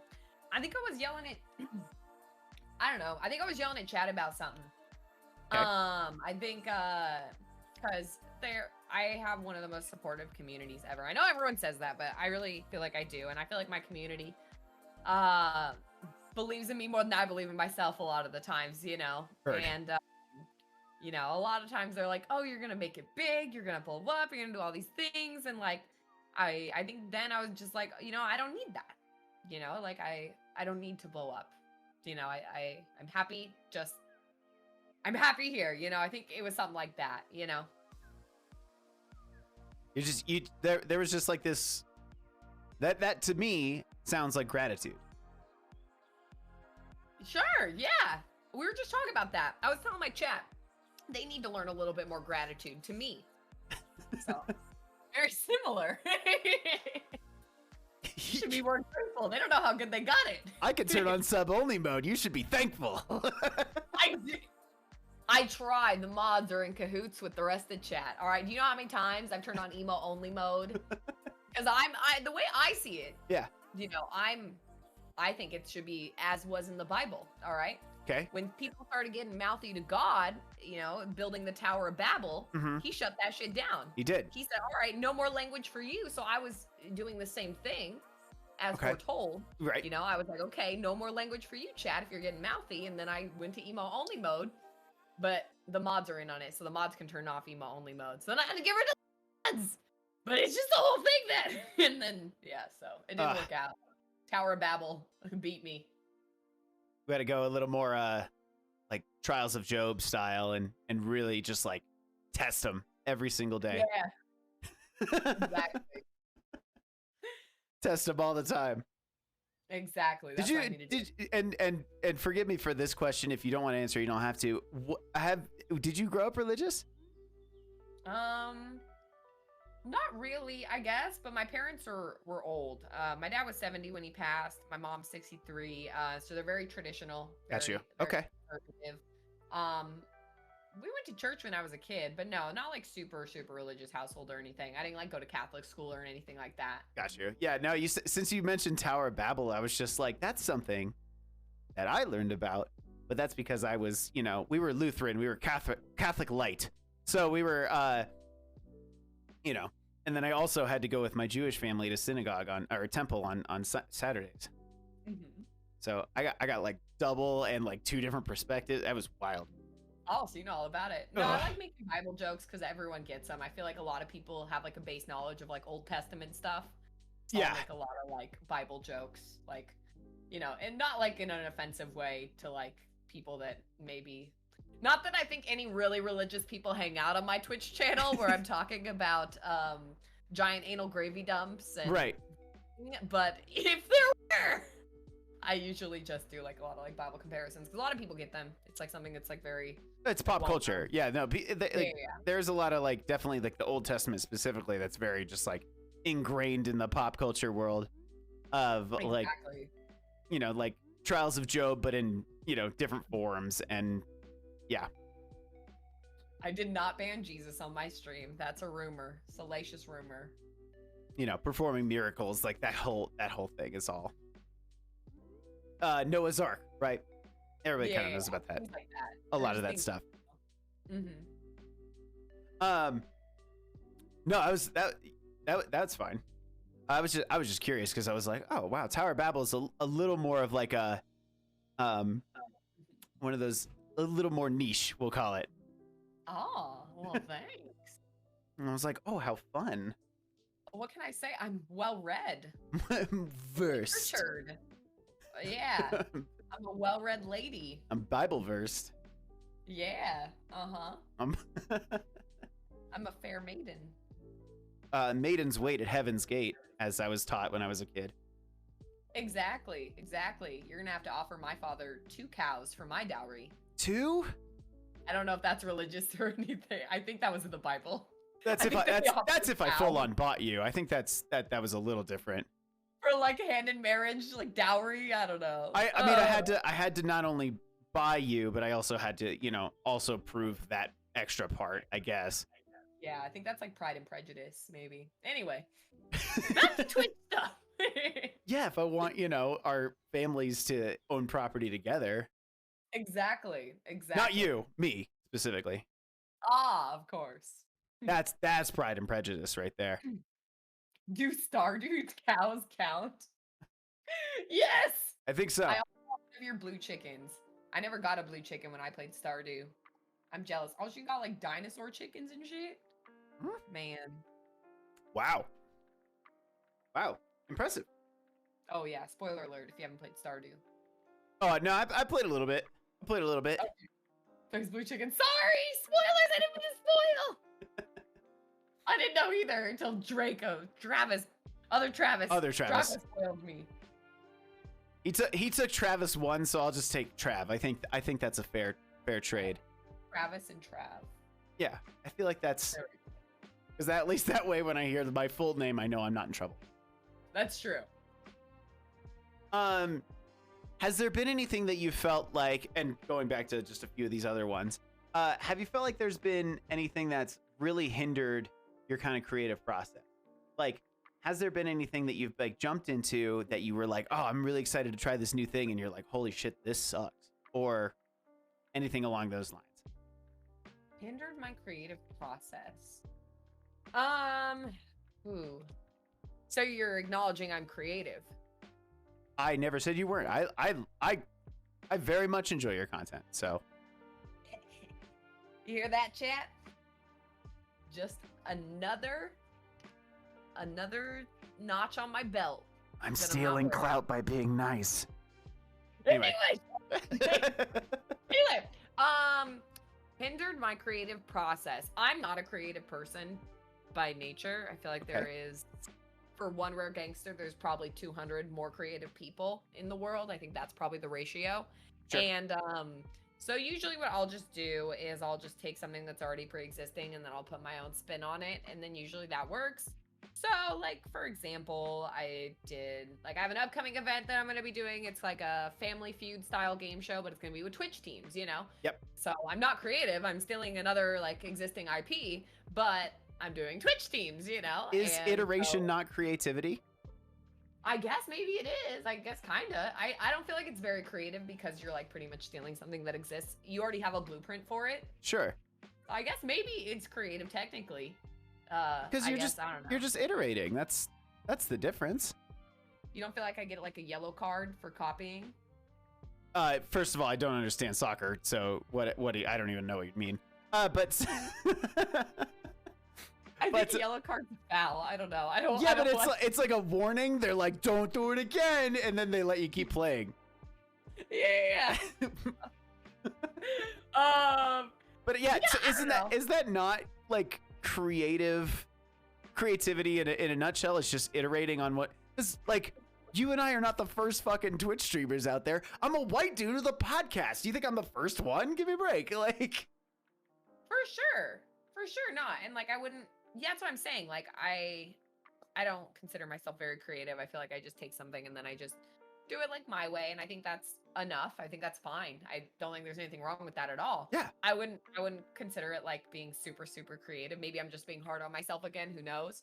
But yeah, no, it can be hard to think of like unique things to do that you're able to do on this media, you know? Yes. Because obviously you're limited by so much, like what am I capable of? Like what technologically can I do? Mm-hmm. Physically can I do?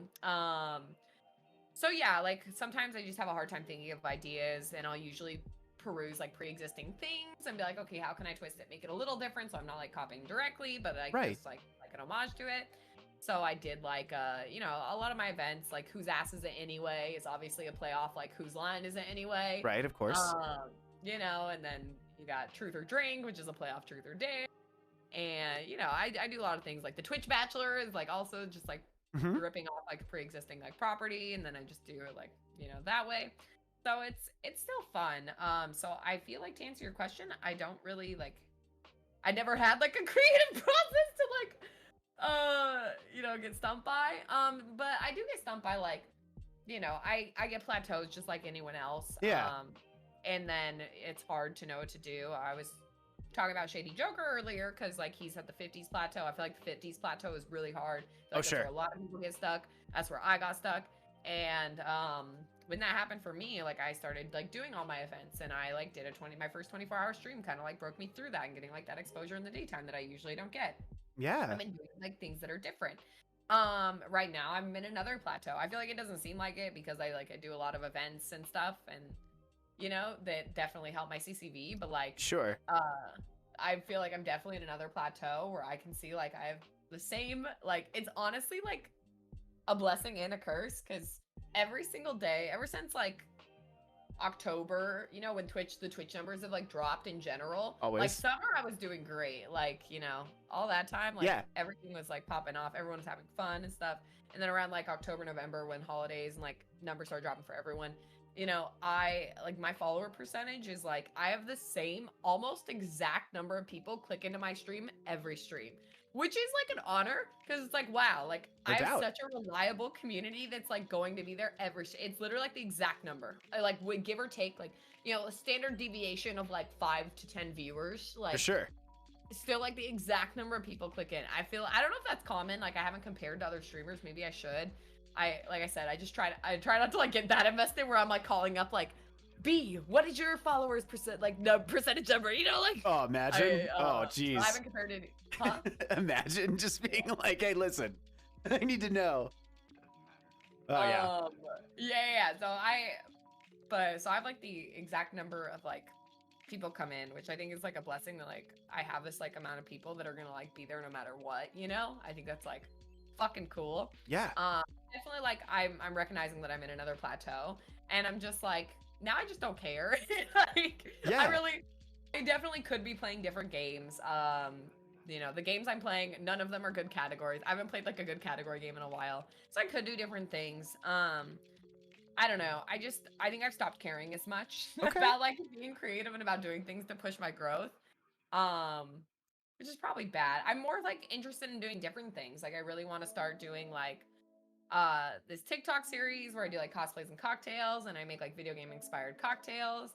I'm like more interested in doing other stuff in form of like content creation rather than like putting all my like energy into like, oh, what's the category that's gonna like blow me up and like help me grow out of this plateau. So sure. like or I'm like, yeah, I'm definitely like thinking about other things as far as like content creation wise, things I'd rather do than like put so much time into like Twitch, which I think is for the better anyway, because like Twitch is like, who knows what's gonna happen, you know? It's like eggs in all basket, all your eggs in one basket type of thing.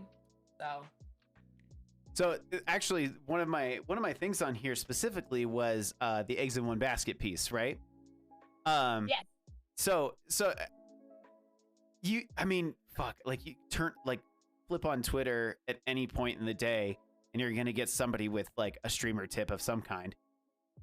Not like the streamer tips that I make; those are different, right? Streamer Twitter is so fun. Streamer Twitter is just a light in my life. It makes me giggle. I will say that. But like that whole quote unquote diversification of like where you're getting your things from. But when I was talking with I think it was, I can't remember exactly who. I mean, I'm sure I've talked about it multiple times, but the whole thing about like taking people from one platform to another is like a fucking massive leap in the internet world. Yeah, I don't believe in that. Okay. No, yeah, I think that's a really illogical line of thinking. Anytime people are like, oh, I'm going to like grow on TikTok and move that audience to Twitch, I'm like, I laugh out loud, like audibly. Yeah. Because that audience, people that watch TikTok, they want to watch TikTok. They don't want to watch live streams. They are you know, grown and raised, born and bred in short form content. That's what they like to consume. They will never ever watch a live stream. I tell everyone, and I've had people be like, oh my, but no. I've had trust me, I've had people come from TikTok and saying like, hey, I saw you on TikTok. And I'm like, oh yeah, but did they stay? And then I'll look at their Twitch tracker and their CCV is the exact same. Even though they're TikTok, they have like 50,000 followers on TikTok or whatever. Yes. One of my favorite TikTokers is Ghost Honey. Ghost Honey has like millions and millions of followers. Very, very big TikToker. And sometimes Ghost Honey will stream on Twitch and Ghost Honey isn't partnered. Ghost Honey will have like 60, 70 average viewers and they are like the top 0.0001% on TikTok. Yeah. And they don't even have partner viewership on Twitch because like that, it doesn't translate over, you know? It is so different. It's just such a different form. Mm-hmm. Like because I also have had people be like, find me on TikTok, and then they show up, and sometimes they show up and they stay, and I think that's great. But same thing. I was literally I was thinking of content creators that I watch on TikTok, and I'm like, I love this stuff. But then you go over their Twitch or whatever, or even like they'll have like 10 million on Twitter or on TikTok, and then you hit their Instagram and they're like 10,000, and you're like, whoa, that's a huge difference. Yeah. And that's just to Instagram. Like, that's not, there's literally a button, like, on their homepage. Well, for most people, right? Like, there's a button. So you're kind of thinking, and if I'm hearing you correctly, is don't even fucking worry about it. Worry about what? Like trying to diversify content or anything like that. No, I think if you're going to diversify, I think the best way, make content for that platform. Don't make content on Twitch that you're going, and I do this. Like I have an editor that makes clips that go on TikTok and YouTube and stuff. I don't think that's the best way to grow on those platforms, though, is what I'm saying. So before anyone's like, "You're a hypocrite. You post on TikTok twice a day, every day." I know. I know. But no, I don't. I think growing on Twitch, you need to focus on Twitch. I think if you're growing on TikTok, you need to focus on TikTok and what. Like TikTok has its own rules on how to grow, just like how I have a lot of insight on how to grow on Twitch, or at least before, during the pandemic where it was different. Now the scene growing on Twitch, starting off from zero, I feel like is a completely different landscape than it was when I started. I feel like I had a lot of insight when I first started, but now it's very different. I feel like it's very, very hard to grow on Twitch, by yourself, which is where it comes from. Like a lot of people saying you have to grow off platform, and I'm not saying that you can't do that. Someone who was on my stream team, Doro, blew the fuck up. Literally, when I met Doro, we were coaches on Watch's stream team. Doro had like 60, 70 average viewers. Right. And they did Genshin Impact YouTube videos, and their YouTube blew up. And now they stream to like 600 people. Like, that's huge. Yeah, like, so it can happen. And I think if you're going to try to like take the audience over, I think YouTube is the best way to do it. For sure. But I think short form content is not the way to do it. Bringing your audience from like Instagram and TikTok, I don't think is going to translate as well. I think YouTube is the one that translates the best. But still it's going to be very hard. And it's like Doro doesn't make Twitch content for YouTube. Like Doro makes YouTube content for that algorithm, and so Doro doesn't just like take clips from their Twitch and like, repost it on YouTube and expect that to grow. Like they're very insightful on how the YouTube algorithm works. And, that's what's helped them and stuff. So I think it's very like, you have to become knowledgeable in all these different social medias, which is hard. It's like, you can't just like do one and then like hope that your clips are going to like blow up. It's like, you're not tailoring them to the algorithm as much, if that makes sense. Yeah, no, well, because the algorithm on each thing is so different. Yes, exactly. Like TikTok is very different. I know you want like a hook, and then there's a lot of like things that are different for each app that you want. Like I feel like I'm the most knowledgeable about Twitch, but I'm like maybe I'll try something new. Who knows? Right. Maybe I'll take a day off Twitch and then have like my fourth day that I would have sorry, my throat's getting dry. Have that fourth day that I would have streamed. I'll just make like a TikTok or something. I don't know. Yeah. YouTube. I mean, I like just on my own personal experience. Like, I'm not like crazy huge on any particular platform compared to others. That's not fair. I'm, like, I got like 12. I think I'm like close to 1,200 on TikTok, and like, that's cool. But I think of it as like that's my place where I'm gonna think of a stupid joke and be like, all right, I'm gonna throw that on TikTok, kind of thing. And I'll throw a clip up there every so often to see if people are like, oh, this guy also, does streaming. That's cool. And that's gonna find those specific people. But like you said, the algorithm is just so different for each thing. Like if you ask me to be like, oh, well, where's your, full 25-minute edited video of you playing Sonic Adventure 2, and I'm like, you're never gonna find that shit. Exactly. It's not gonna happen. I don't have it. I don't have it.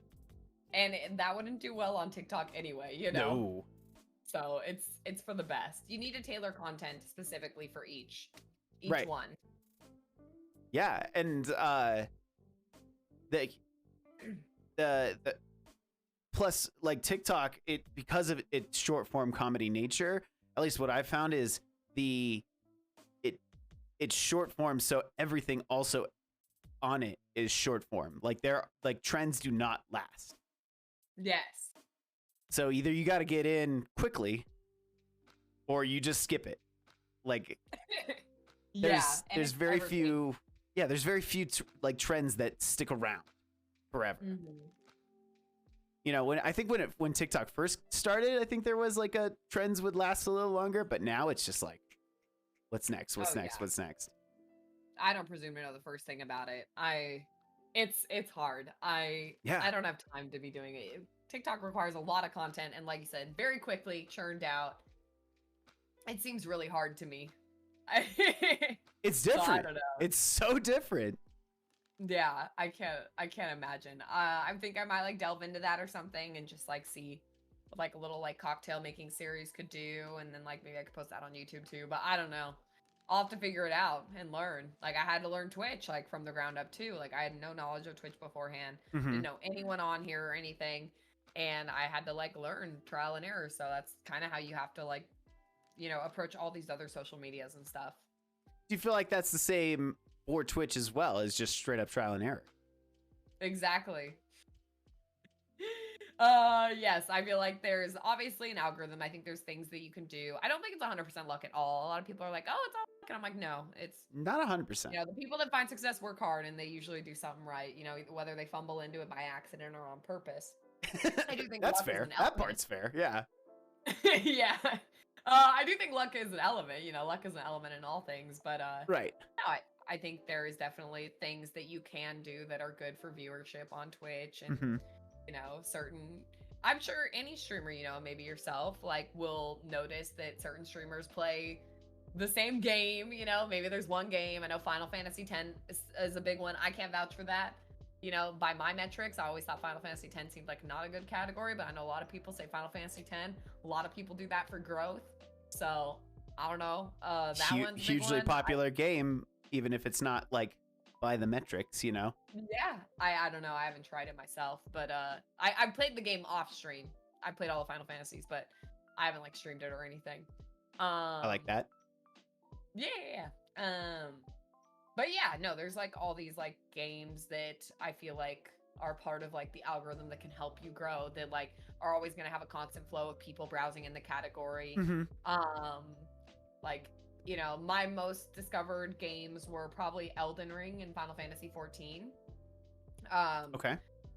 I think I had around, I forget, I think I was around 120 viewers when I started playing it, and this was like after like the major streamers stopped playing it, so I was like kind of like in the top of the category, and I would have like 200 people click on a stream like a night, which is insane for Twitch discoverability. Like, you know, like the fact that I got 200 clicks just from the browse category, not from homepage recommendations, not from raids, just from people in the category. Yeah. Like clicking it and then clicking my stream. Like that's insane. And I'd have like something similar for Final Fantasy 14 and stuff. And so there's definitely like categories that will get you like clicks if you're like the right size, right time, have the right title, right content, you know. But so yeah, there's like an algorithm on all these things, you know. I think Twitch is different in the sense that it's not like an algorithm, like it's not like a hashtag like TikTok. It's not like, you know, I guess you have to formulate your content the same. Like you have to do things that are interesting and engaging. But I think it's like the most different out of all of them, you know. Whereas YouTube, it's like, oh, use title and thumbnail, like, and that'll get you clicks in the algorithm and stuff like that, you know. Right. Which is different. Yeah, I would say like, when it was Tank Bros, Final Fantasy X was a big one for us, no doubt. Recently playing, actually, like it was surprising. Final Fantasy X in particular? It was a big one for us because like I played it probably 2 or 3 times, so like I already know all the things that are coming. But I think part of the allure for us specifically was that Cam, my partner at the time, was had not, and so we got to like. I got to be like with the audience. I'm being like, every time something big was about to happen, being like, what's he gonna do? You know, it's such a good game. I love that game. It's a beautiful game. And I think somebody said it earlier. Crown said it earlier. A lot of people's entry point into Final Fantasy came out at the perfect time, I'd say. And then recently, Mario Galaxy actually. Oh, was that a good game for you? Yeah. I played that game. I hadn't played it in years. So like, I was like, yeah, I'll throw that on again. That was fun.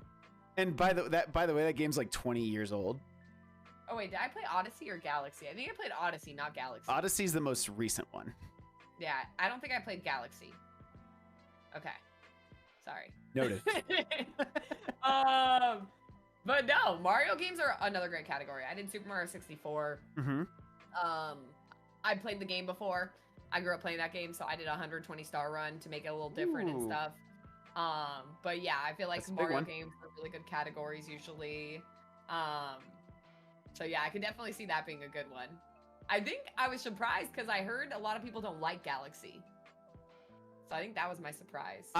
People would come in and be like, "This is my favorite game." Like, how are you enjoying it? And I'd be like, "Well, I love it. It's goofy, it's silly, and I like making Mario say silly things." So, you know, getting to do a little bit of that voice acting stuff. I've never played it. I heard it was kind of mid, but I'm what? To give it a try Who on my said own. that? Yeah, I think a lot of people in my community were like said it was like the weakest one. I don't think anyone was like bashing it, but I think people were like it was like the weakest of all the Marios or something. I haven't played it though, so I don't know. Oh my goodness gracious! Wow. I'm glad you enjoyed it. Now you're inspiring me to play it. Which Mario? Galaxy. Galaxy, yeah. Galaxy. Yeah, you can do the original like Wii style, or you can go with the Switch version, which is a little different, but I think it's worth it. I love it. Oh, I'll have to check it out. That's cool. Yeah, so there was like one or two other questions. I wanted to ask how you were feeling right now to see if you wanted to like switch gears entirely or if you were like, I'm feeling all right. Oh, I'm down for anything. Sorry if I'm like fitzing. I have like I'm not diagnosed, but I fitz a lot. So if you're like she seems like impatient, like I just tap a lot. It's just like usually on stream I'm like have a controller, so my hands are busy. But off stream I'm just like, what do I do with my hands? Like I'm down for anything. I'm also like it could be like the therapist in me just kind of generally checking in, but also like I've been fiddling with like my rings this whole time, so like don't feel bad about that. Oh my, I would fiddle with all of those. It's one of the reasons I have so many. It's just like I got on my thumb specifically, I have two separate spinny ones. And they both feel good. They look so fitsy. I'm like, I want them. Worth it. I know, I'm feeling great. Good. I'm so glad to hear that. What's next? What's next for Rare? What's next in the world? I know you talked a little bit about some events coming up. What's next for me? Oh my goodness. Yeah, I have the Family Feud Twitch team event. I'm still working on it. Eyes on B team, the Treppies is confirmed for it. Love that. Yes. We haven't decided a date or anything. I'm still in talks to get the other stream team all locked away. But yeah, that'll be really fun. And then that'll probably be in January. February, we'll probably do the Twitch Bachelor. Which I need to ask the Twitch Bachelor. Maybe we'll raid him, my prospect. Maybe we'll raid him tonight and ask him, propose to him. Okay. The Twitch Bachelor. I've been meaning to, because I need to start getting promotion for that and everything. Yeah, and then I think those are all the events I have planned ahead of time. January is gonna be Family Feud Twitch streams. February is gonna be Bachelor. March is my birthday, so I'll probably do something big for my birthday. Wonderful. And then April, May is like my stream anniversary partner. I guess January is my partner anniversary too. I don't know. Lots of fun things. Tonight I'm beating God of War Ragnarok on stream, so that'll be fun. Oh, how exciting. I'm right at the end. But yeah. No spoilers. No spoilers. I haven't started it. Yeah, no spoilers here. No spoilers here. Haven't started it. Although my TikTok is exploding like with showing me cutscenes, and I have to like skip them every time because I'm like, chill. I haven't started yet. That's like my YouTube page. It's like giving me spoilers and stuff, and I'm like, no! YouTubers have no fucking shame. They put so many spoilers in the thumbnails and stuff. Oh my god. It's awful. I get the idea of getting clicks, but god, it drives me nuts that people like wait 2 days after something comes out and they're just like, here's the ending, and you're like, that's not what I wanted. It's such a long game too. I have like 40 hours into it. That's amazing. Like, yeah, it's such a long game. So I'm just oh.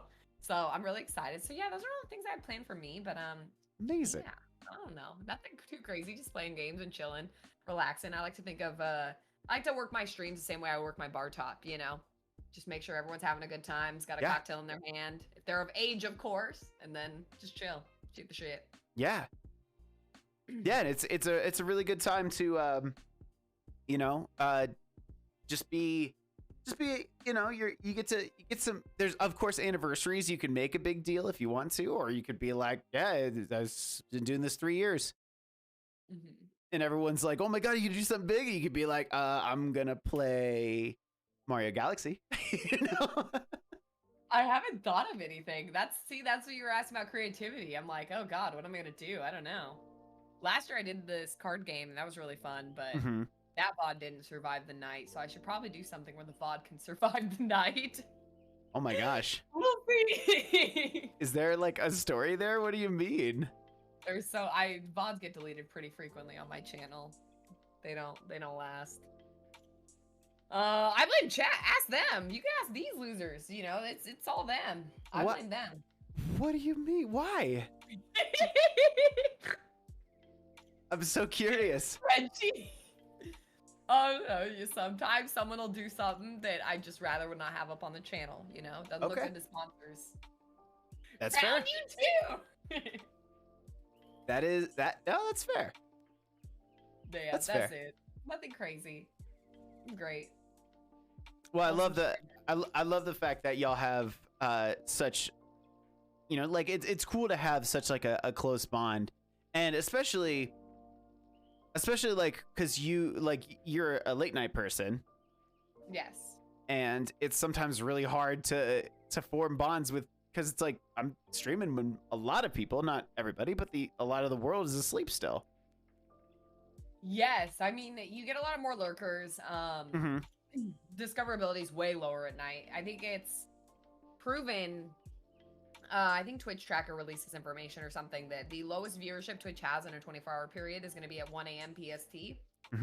So it's just like there's less people on, so there's less discoverability at night. Yeah, I know a lot of people like to stream at night because they're like, oh, you'll get raids and stuff. But like, if you're a bad networker like me, then you don't get raids and stuff. You know, and so you just gotta rely on your own chops. And no, it's nice. I like streaming at night because I feel like I have this really I feel like just my energy is like a very 3 a.m. demon time, witch an hour type streamer. Yeah, I feel like it's a good energy for night, and I'm already always up late anyway because of work and stuff. So it just fits my vibe. But I've been trying to go earlier just to be a little bit more accessible, because I do have a lot of people that are like, oh, I'd love to stream, you know, if you didn't stream so late. So I'm trying to call their bluff and be like, all right, bet. Yeah. Now, show up. But then people are like, well, you went live early, so I didn't know you were on. And then you're like, come on, man. Yeah, it just is scientifically better to be on earlier. So I'm trying to do a little bit earlier, and it's nice because then I can not go to bed at 4 a.m. True. So I've been trying to go earlier, but we'll see how long that lasts. True. It's yeah. hard. I like both.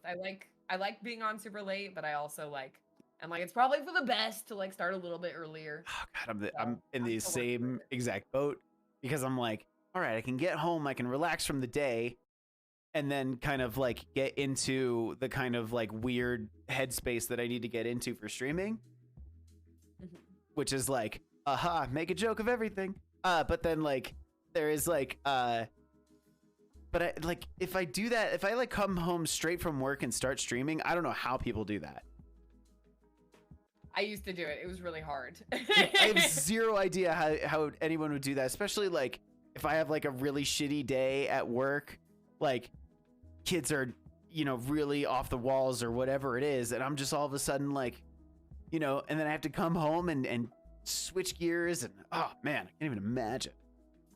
Yeah, no, I do less hours now, but I used to do the whole work and then go to stream right after. I'd work till 5. Now I don't stream and work on the same days. I can't do that. Gotcha. But yeah, and then I'd start streaming like 7, and I mean, usually I would just have some good stories to say, like just some like, oh, like, this Karen did this. I'm all pissed because like my coworker did this. Yeah. Like, they freaking like were super hungover and like vomited in the gender neutral bathroom and like didn't tell anyone. And that happened like recently. So I'm just like, yeah, that one wasn't a joke. None of them are jokes, unfortunately. No, but, that's God. That like just brought back so many service and industry memories right there. Yeah. So usually I'll just like, my frustrations are like understandable, and then I can just like bitch about my day in an entertaining way somehow. Yeah. But yeah, no, I don't stream and work on the same days anymore. That's that like I'm really happy for you that you have like kind of that luxury to do that, and still provide yourself with all the things that you need. I think that's really cool. Oh, thank you. Like I like to keep my weekends for me, like how you said, like it's kind of a switch, right? Yeah. Like I'm very rarely in any sort of Twitch headspace on the weekends. Mm-hmm. I did do another podcast with somebody else for their podcast on Saturday, but like that's like a rare occurrence. Yeah. Because I was like, oh man, it's like it's the middle of the afternoon on Saturday, and I'm like not here yet. Like, I feel that. Like not here yet. It's so odd. But yeah, so for the next, however long we feel like could be, I like to kind of open it up to chat. More so than they've already been talking if they want to. Feel free to ask questions to Rare about anything we have been talking about. You can ask questions to me as well. You don't have to. You like, I'm stealing her cloud. It's it's fine. Like you can ask them to her, so it's okay. Please steal my chat. But it could also it could also be questions to both of us, right? It could be one of those general questions, or I don't want them. Take them, please. Begging you. Yeah, sure. Come on over. I literally want to drop them off at like this daycare. Come on over. Yes, I will absolutely adopt you, Joy. I will absolutely adopt you. Not you! Travis, you can stay! You answered the one I asked if you saw it. I didn't miss it. You can repeat it. All right, Rare is in my top 4, and I don't usually stay up too late when I have to teach the next day. Aw, Crowned, I appreciate you. Thank you. Your stream is like a bedtime story. Aw. Hi, Comic Geek. Welcome on in. Yeah, starting with Comic Geek's question. Also, welcome in. Good to see you. What is the most difficult part of streaming? I only get to pick one? I mean, you could go multiple if you want to, but up to you. Answer how you like. Transforming into something unspeakable. Some sort of like eldritch horror every time I go live. Oh. No. Oh. The worst part of streaming? Most difficult part. Worst part of streaming. No, most difficult, not worst. Most difficult. Most difficult. Probably not taking it personally. I think that's the most difficult. What we talked about earlier, just not being hard on yourself if you have a bad stream, or if you have a slow chat, or if you're not growing, or if the numbers aren't where it is. Just probably not taking it personally, and just like, I think that's probably the most difficult thing to do. Yeah. Yeah, I ouch. I think there's. This isn't your mother's house. This is Twitch. Oh wait, this isn't twitch.tv/RareGangster. This is twitch.tv/TRAV. Super TRAV. Uh-oh. This is not my house, actually. Uh-oh. You talk how you want here. It's okay. I'll adopt you too. I think there's I would say the hardest part, or the most difficult part, would be that what we were talking about earlier, comparing yourself to unicorns. Like seeing somebody who maybe you started at the same time and they're like exploding, like beyond exploding, it's like, oh my gosh, like that's huge. Like, and you're like, fuck, what am I doing wrong? And you have to like really try not to do that.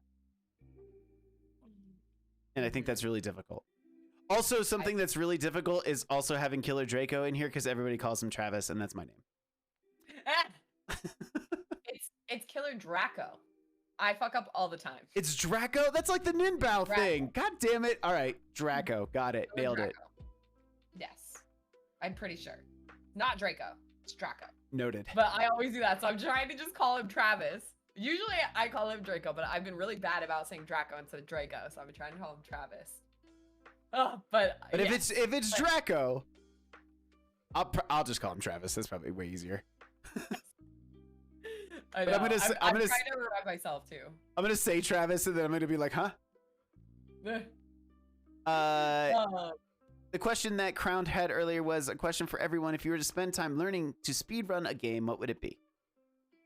Oh man, that's such a good question. I was just thinking about this today. I swear to God, because I make notes every stream, and I have this on my notes for today's stream. I have notes. I was gonna talk about how I'm gonna quit being funny. I'm gonna quit being a personality hire. You know, I'm gonna start being a honest to God gamer. Yep. A speedrunner. Just as sweaty. I was thinking about it, and I really think I could be a good Kingdom Hearts speedrunner. I know that game inside, outside, up, left, diagonal, every which way. But I think like the coolest one, if I really had all the time in the world, Super Mario 64 speedrunner would be really fucking cool. Because those games I've seen those are like insane to speedrun. And watching like have the speedrunners like just slowly break new ground over time. Yeah. It's kind of like wild. So here's the question, like an addition question for that. Glitch or no, like glitch or glitchless? Glitchless, yeah. I don't like glitch runs. I don't enjoy them. Hell yeah. I mean it's cool, like, you know, but I hate it when they're like, oh, this person beat Elden Ring in 6 minutes, and then it's like they just glitch to the final boss. I'm like, yeah. I don't know. It's not the same. I'd rather like see someone just honest. You're like, yeah, I guess technically, yes, but yeah, I was just curious. Castlevania Symphony of the Night. Same as I know that game inside and out, and I would love to actually try a speed run. But glitchless also. I've seen the glitches and they're crazy, but it's a hard game. I played that game on stream recently and I didn't beat it. I got to the inverted castle and I was like, fuck this shit. I love it. I could do it off stream, but for an on stream game, it was just required a lot of paying attention. Mm-hmm. Especially like all those Medusa heads and stuff. Like they're constantly throwing shit at you. It's like a bullet hell game. So for me, when like I really don't want to pay attention that much to like a game, I want to pay attention to like chat more. Right. It was a hard switch. But it was a beautiful game. I enjoyed it when I played of it. Yeah. I need to beat it like off stream or something. Let's do it. Absolutely. That's a great game. Of any of your streamer mutuals, who'd you trade chats with if you had to? You had to trade chats? Oof. You had to? That's so interesting. Is death an option? Can you choose death? Can I choose poison? Oh man, that's the poison for Cusco. Cusco's poison. Maybe B. Maybe I'd trade with B because everyone's so nice to B. Who would you actually send us to? I would choose death over sending you guys to anyone. I would never wish that on my girlfriends or my girl foes. I would never wish that fate. Sending my chat to anyone. Anyone's chat. I honestly, this is gonna sound like such a like prissy answer. I don't like a lot of people's chats. Like, is that right? Like I like individual chatter, but a lot of people's chats, like in general, I don't like. Because I think it's just I'm so madly in love with my own community. Sure. You know, everyone has a personal taste. We talk about this on my stream all the time. Like, my chat gives me a lot of shit, so that's I like that. I like in a friendly way. Like, you know, I like having that little roast banter back and forth. Mm-hmm. So I've been on other streamers chats where they don't like that, you know, and that's totally like like it's not their cup of tea. They like their chat to be like, you know, a lot more kind-hearted and stuff and cute and like and doty, and that's totally fair. That's just not my cup of tea, you know? Right. Different strokes for different folks type thing.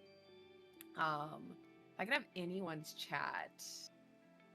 That's hard. I don't know. Can you just like choose ninja so you could just like never have to read it ever type of thing? Yeah, I guess you could choose a big streamer. Like he just says, that man does not read a fucking thing. I would probably choose Nicole, Honeybells. Mm-hmm. Probably Honeybells or yeah. Honeybells or who was I thinking? Oh my god, I just lost it. I was thinking of someone else. Probably Honeybells. Nicole's an amazing streamer. I think we have similar chats too, which is why like her community also gives her shits. I think we have really like similar communities. I like that.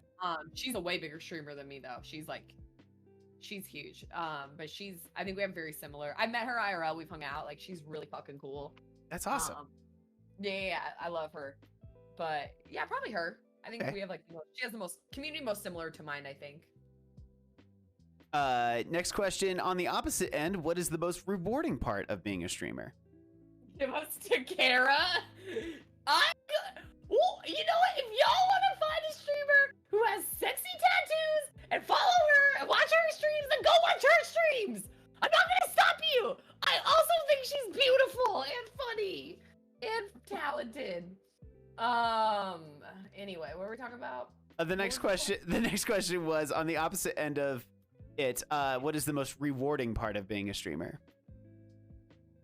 Oh, I only get to pick one. I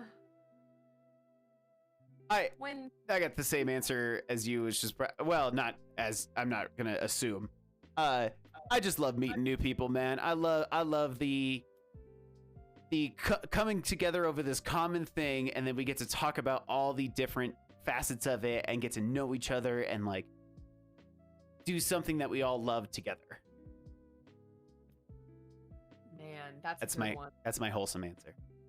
I like that too. You know, I always tell people this, you know, passion makes me horny. It turns me on. I love when people talk about something that they're really passionate about, you know, be it video games or whatnot. A lot of times it's video games in this space and they're like, oh, this thing is so special to me. I know everything about it. I'll use Tiny as an example. I did a collab with Tiny and she was just talking to us about the redwoods for like 30 minutes and she knew everything about the fucking redwoods. She was like, I'd love to see those trees. They've been around forever. Yep. You know, what they've seen, like, you know, she was just so into it. And I was just like, yeah, Tiny, tell me more about the redwoods. Yeah. Love that shit. Yeah. So that's what's cool about meeting new people and like, you know, getting to talk to them and like find out about them, like what makes them tick. What I used to do, I don't do this on my stream because I feel like it comes off very like corny, but what I used to do like IRL is like when I meet someone, I'm like, tell me your life story. And a lot of people like think their life is like uninteresting. A lot of people are like, oh no, I'm boring. There's something interesting about me. But if you like prod them, if you get some out of them, you could like hear someone's life and like things that were memorable to them. You know, little things. Like there's things that define me in my life that are silly, you know, yellow cake chocolate frosting, making that for like my best friend when I was younger. You know, there's certain little like important details and symbols and motifs in my life, and that's different for everyone. There's certain things that stand out in like other people's memories. Right. Like, cool. Maybe I'll have a night where we do that. Anyway, best part about streaming, or I forget, it was something like that. The question. Most rewarding. Yeah, most rewarding. That's good. When people like, most rewarding. I don't know. One of them at least. I don't know the most. I hate picking favorites. But when people like come out of lurk and I don't like recognize them too much and they're like, oh, like I love your streams. Like I lurk, I don't talk, but that means so much to me. Like I had people DM me on like Instagram and stuff that have not talked in the stream.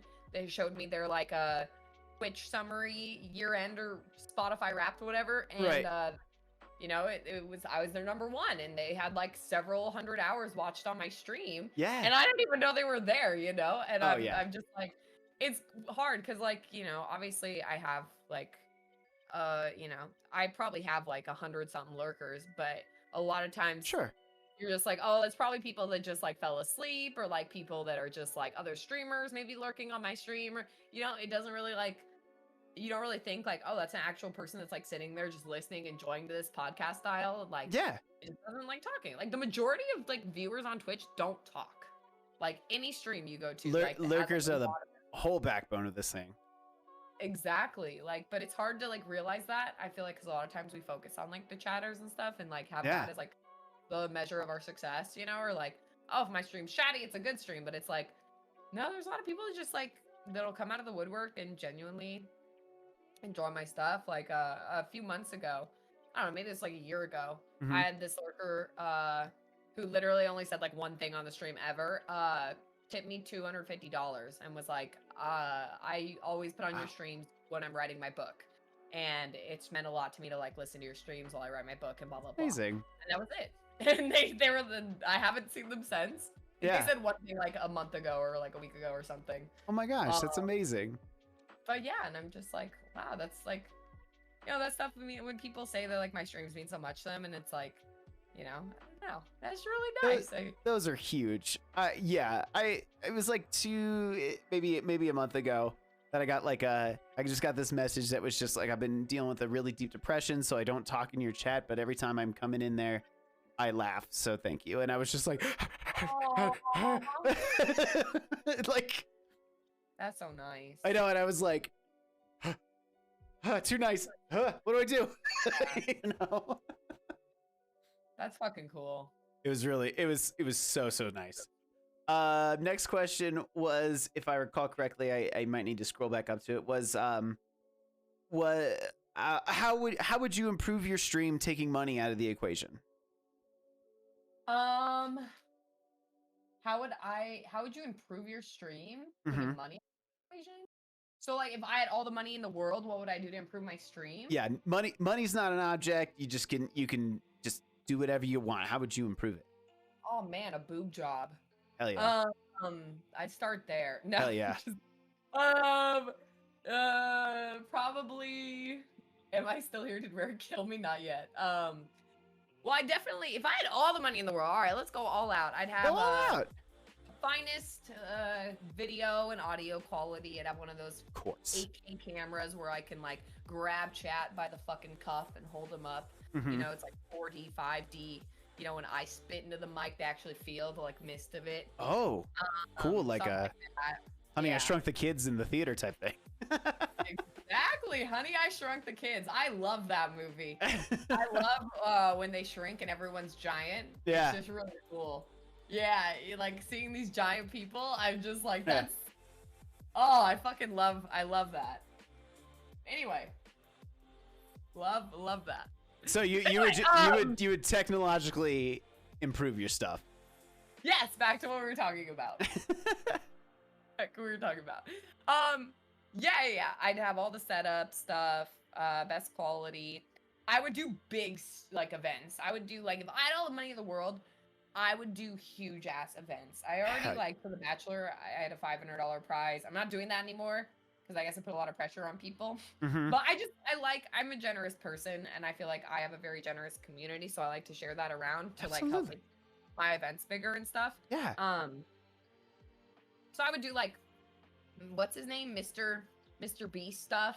I don't know. I would just do some like crazy big events. I haven't thought of it in particular because I've never like, I haven't thought of it, but I would just do some like really crazy like IRL events and like really, really cool like Twitch stuff. No, get out of my head, because that is 100% like where my brain went with the, like, I feel like I talk about this on stream a lot, but like the whole point of like, if or when I just like get an ungodly amount of money, like I'll do the things I need to do to improve my situation, and then the rest of it, I don't need it. Like, yeah, like you know, the fact that he's just like giving away cars and housing and like all this crazy stuff, you know, I'm always just like, wow, that's the kind of stuff that I would love to do. And then cool, live stream it, sure, why not? Right? Like, yeah, for real. Like, no, I think that'd be amazing. I'm gonna think of something really wacky. Okay, I got it. Okay, go. What do you got? Okay, I got it. All right. I am at your board of directors. Let's hear it. I would do a giant Twitch streamer mousetrap stream. I would construct some sort of like Home Alone obstacle course, and all my favorite Twitch streamers would have to scramble around on all fours. Right. Crab walking like the kid in the Exorcist movie. They have to go backwards though, like that? Trap. Huh? Is the rule they have to go backwards like in Exorcist style? For bonus points, yes. Oh, anyway. So it's a points competition. Okay. Yes. And there'd be certain traps, and I could have it like tied to like channel point redeem. So if chat redeems it, like certain traps activate, like maybe like it spills like lube all over them or something, and specifically like, lube, confetti and feathers and glitter. Yeah, no, that's what I would do. That'd be awesome. That'd be really fun. And I would pay for all that. Okay. Yeah. We're gonna put us all in Saw. Do you want to play a game? Look in front of you. There is an obstacle course resembling Mousetrap, the childlike game. You have 60 minutes to make it through, or else you are banned off Twitch. Permabanned. You are banned out of my chat. Good luck. I love that idea. Again, very Mr. Beast style, big old fucking obstacle course. Yeah. Yeah, that dude, I watched a short interview with him at one point. He was just like, yeah, we spent like 1.2 mil on this one video, and then I didn't post it. And I was like, get the fuck out of here. Like, you just ate 1.2 million for like, whatever. I didn't like the video, so I didn't post it. Oh my god. That kind of upsets me. I'm like, you could have given that money to me. You're good power gangster. Hello. I see your little YouTube compilations of fucking giving $5,000 to Twitch streamers. Like, hello? Yeah, right? Do that instead. I know. You should be giving it to me. Nah, Mr. B seems like a cool dude. He does seem. I almost had his girlfriend on one of my events. Is that right? Yeah, she's a streamer. She streams Gwent. Really?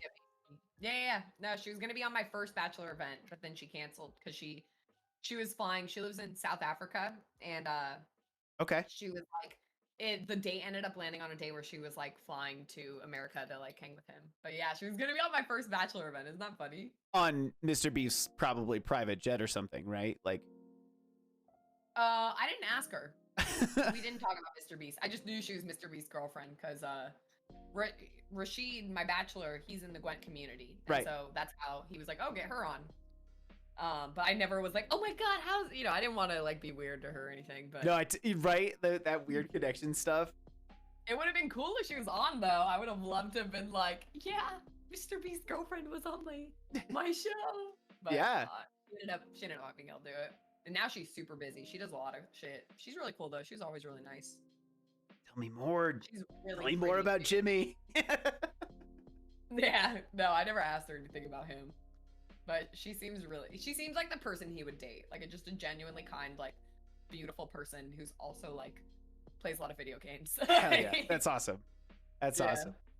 A reminder, chat, for anybody who wants to ask any questions, we've got some more time if y'all feel like asking questions related to what we were talking about or not related. This will go up on YouTube later. Not like later tonight, but it'll go up with your permission, of course, Rare. Oh yeah, you're fine. Go crazy. Asking her is so parasocial. It's not parasocial. It's like Twitch saw Mr. Bean. It's not Mr. Bean. I meant to say Mr. Beast. I need a boob job. What are you all talking about? You said you were like, I'd get a boob job. But why are they're not talking about that kind of boob job. They're talking about a different kind of boob job. Are you sure? You said if money wasn't an object, you go for a boob job. Always assume the worst out of my community. I love that. Her number one streamer of the channel where she's never said a word. Oh, I hated my Twitch Wrapped. Rare doesn't notice her fans. I noticed you. Ideal Twitch collab. You go first. That's a tough one. Mr. Beast. No, go ahead and answer. If you have one. I think it'd be cool. I've already collabed with like, Fendi and Flem and some of my like community members. Yeah. Probably collabing with like, I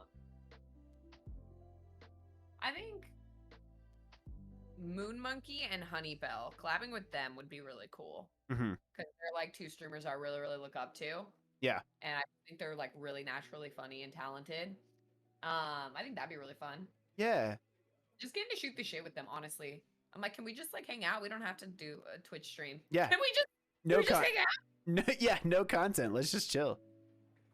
What about you?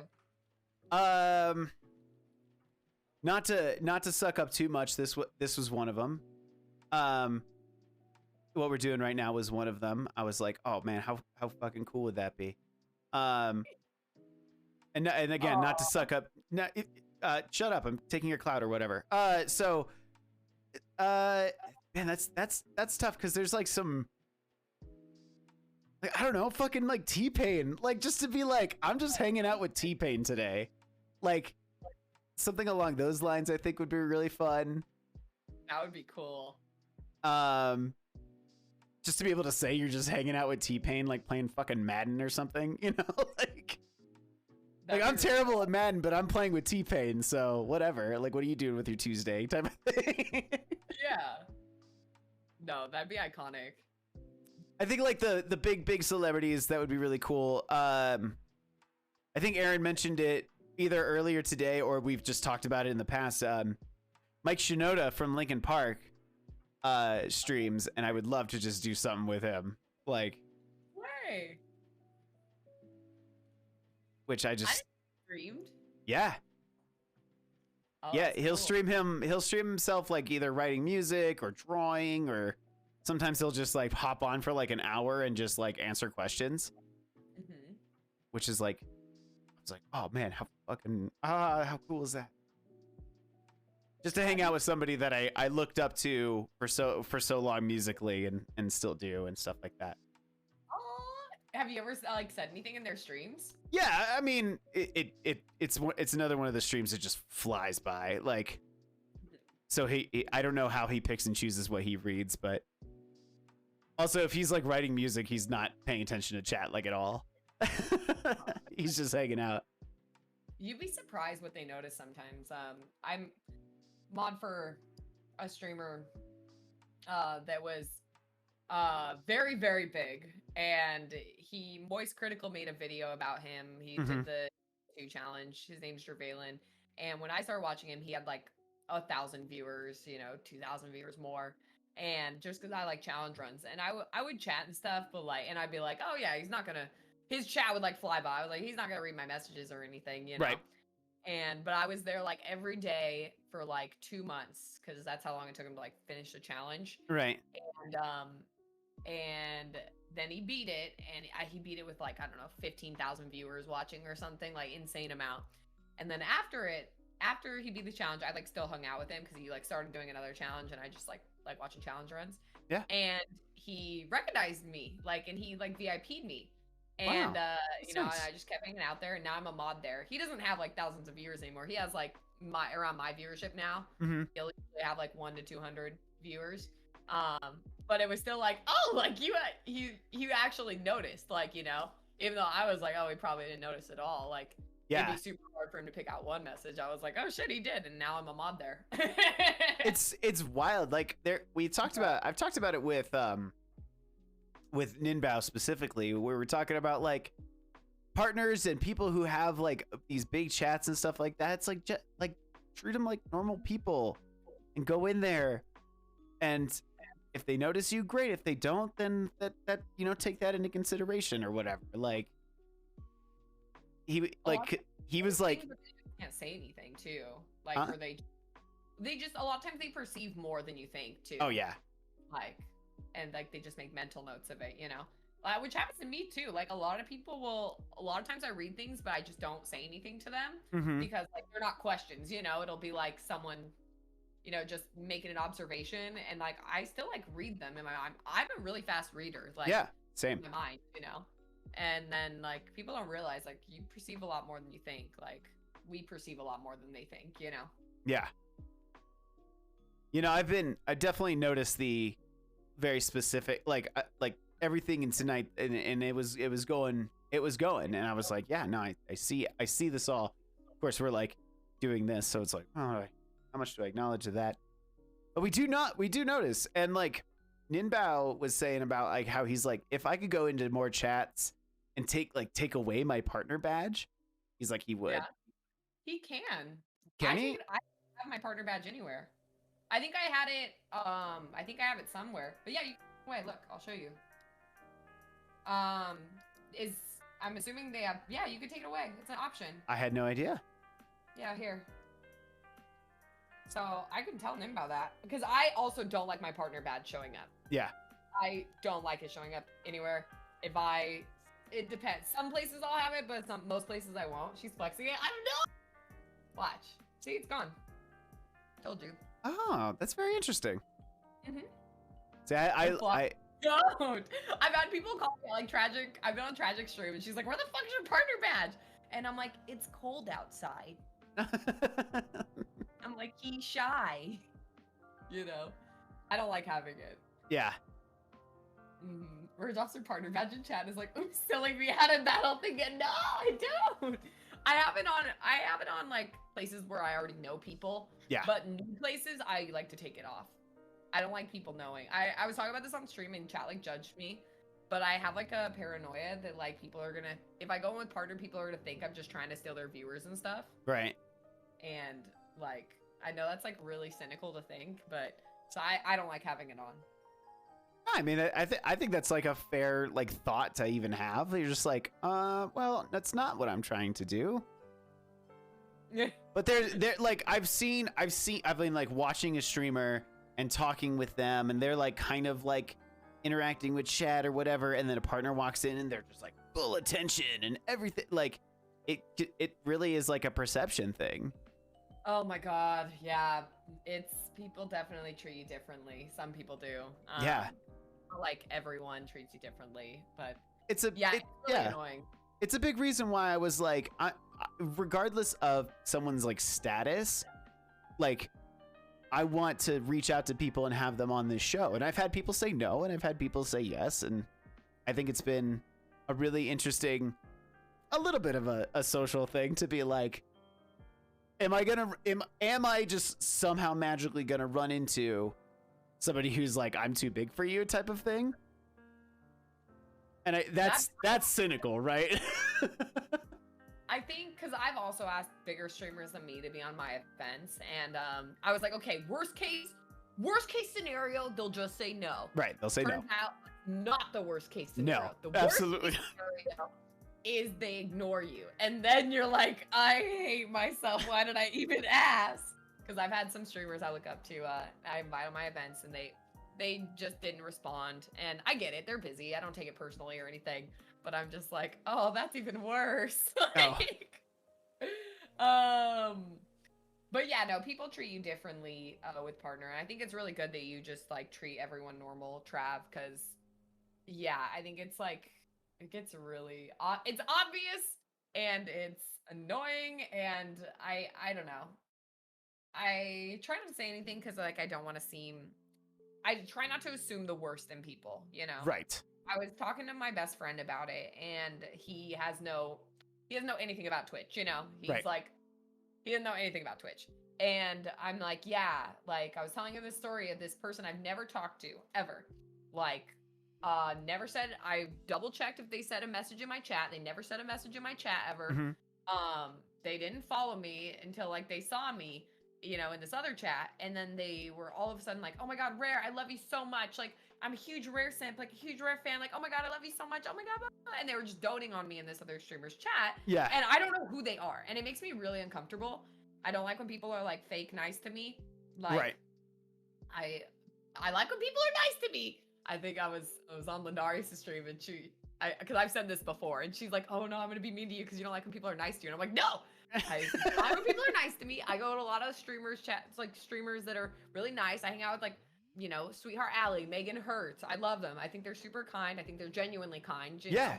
Like, and we could just have like nice, kind interactions, and like that's fine. It's like when people are fake nice that pisses me off. Anyway, so this person was like just doting on me and stuff, and it made me really uncomfortable because I'm just like, I don't know you, and that's my first reaction. Like. And I could tell so many stories, but anyway, Yeah. My first reaction is like, I don't know you. Why are you being this way? You know?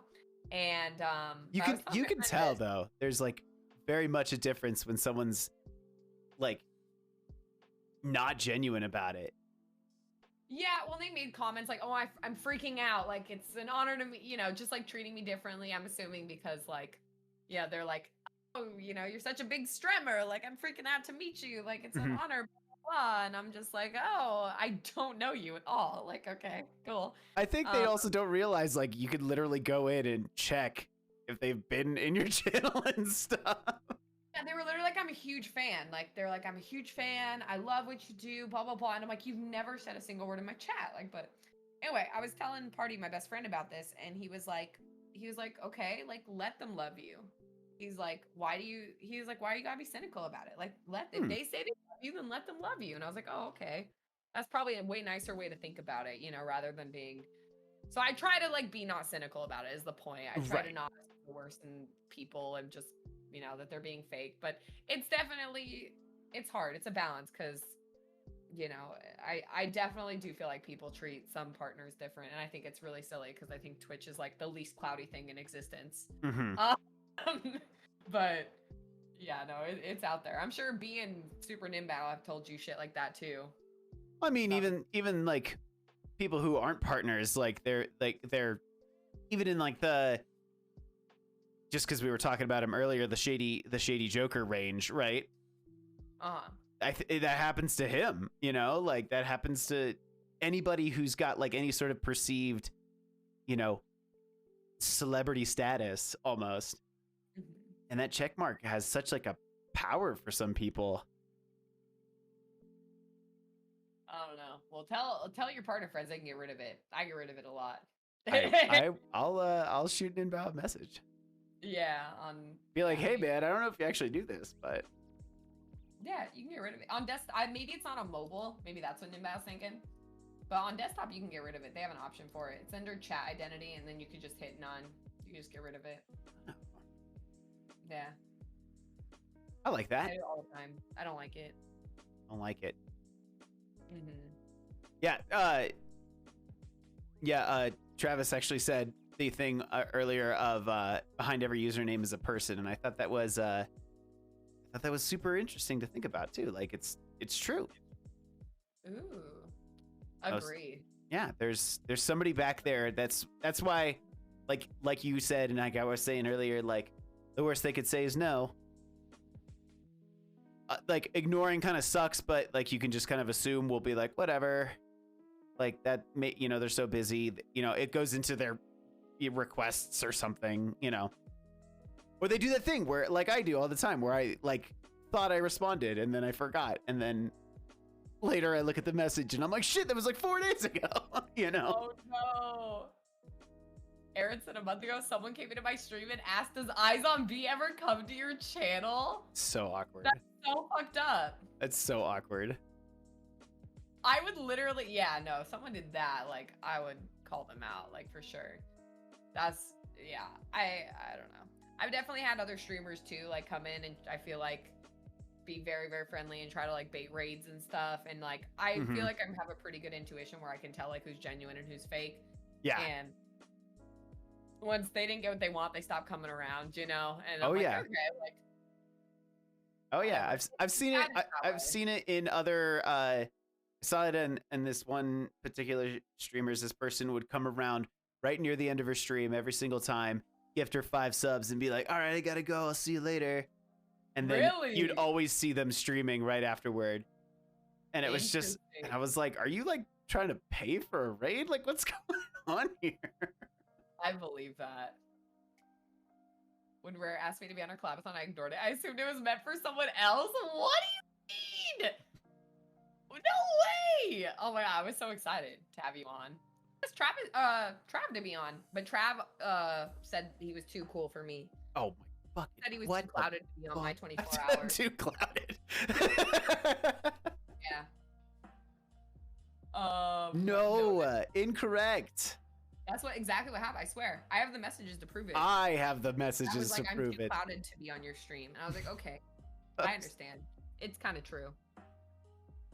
Yeah. I was like, you don't gift enough subs in my chat, so I can't come around here. Would you ever sell your account, Trav? No. No? No. What if someone offered you, how much would you all pay for the RareGangster account? I'll give you the IP. Show DMs!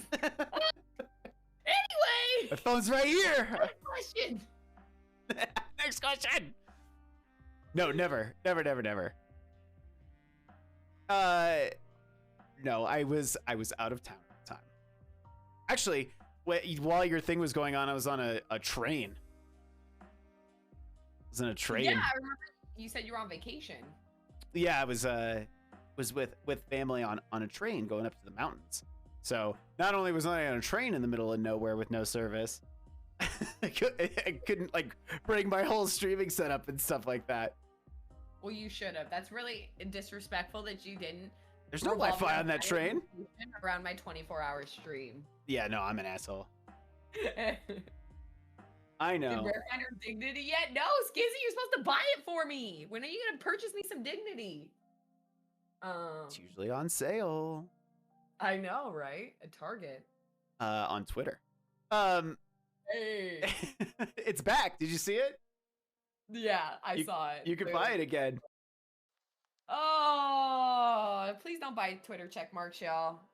I have some friends that have made some genuine arguments for buying their check marks. I'm not gonna like shit on you if you do, but I'm going to politely ask that you consider alternatives to buying Twitter check marks. Yeah. Please. Absolutely. What was I thought I saw another question up in here. Rare, can I get an autograph? Who asked for my autograph? Scuba did. I think that's when we were talking about getting doted on and being treated like this like god among men type of thing. Scuba. I'll sign your tramp stamp area. There it is. Always someone has. Anyway, never mind. I was trying to make a joke, but that wasn't a good joke. As long as we have a thing right afterward, like a tattoo gun, like right there. Yeah. I'll sign wherever you want. LOL, thanks. Now Scuba doesn't want it. I've already ruined. I had one fan. I had one person want my autograph, and I already fucked it up. I'm sorry, Scuba. Forgive me. I asked what national holiday Rare would invent and what would it be about? That's a question to you. What's a national holiday? What's a national Rare Gangster holiday? Ooh, good night kiss on my coochie day. Ooh. I think everyone, if you have a partner who has a coochie, should give them a good night kiss on their coochie. Consensually. If you have a partner, yeah, of course. Well, they're your partner. If you don't have a partner that has a coochie, then you could kiss their bussy. Give them a good night kiss on their bussy. There it is. That's see. Now we're on the same page here. I asked you in the previous TRAV. Oh, I know I remember you asking me. I think I did I can't remember exactly what I said. I think I said something along the lines of like a national food type day. Because we all gotta eat. So like what's like other not Thanksgiving. Like I want something that's just not Thanksgiving. National but like a national holiday where we gotta take off the day of work. Just to eat like tacos, like a Taco Tuesday type thing, but like yeah, like a pizza day or something. The entire country. I like it. Yeah, what's the phrase? It's like everything is either a soup, salad, or sandwich type of thing. Absolutely. So a soup, salad, and sandwich day where, that's what I want. It could be triple S. I like that. I think that's a good one. It's facts. If you think of any food, you could make an argument that it's a soup, salad, or sandwich. Frenchie, you bully Rare like I bully Trav? Yeah, that's the lot of them, Scuba. If you like bullying, you might like it over there. Actually, no, stay here. You can bully me. You can bully me. I'll just take it personally and subtweet later. Oh my gosh. That's funny. Yeah, no problem. Just assume consent. I didn't get his consent. I literally said your part. Oh, well, yeah, I guess you could still have a partner not consent. Okay, consenting partner, you know what I mean? Yes. I hate Don't bully me, I might like it. Don't bully me, I'll come. Oh, if only I had a nickel every time I heard that one. I've seen shirts with it.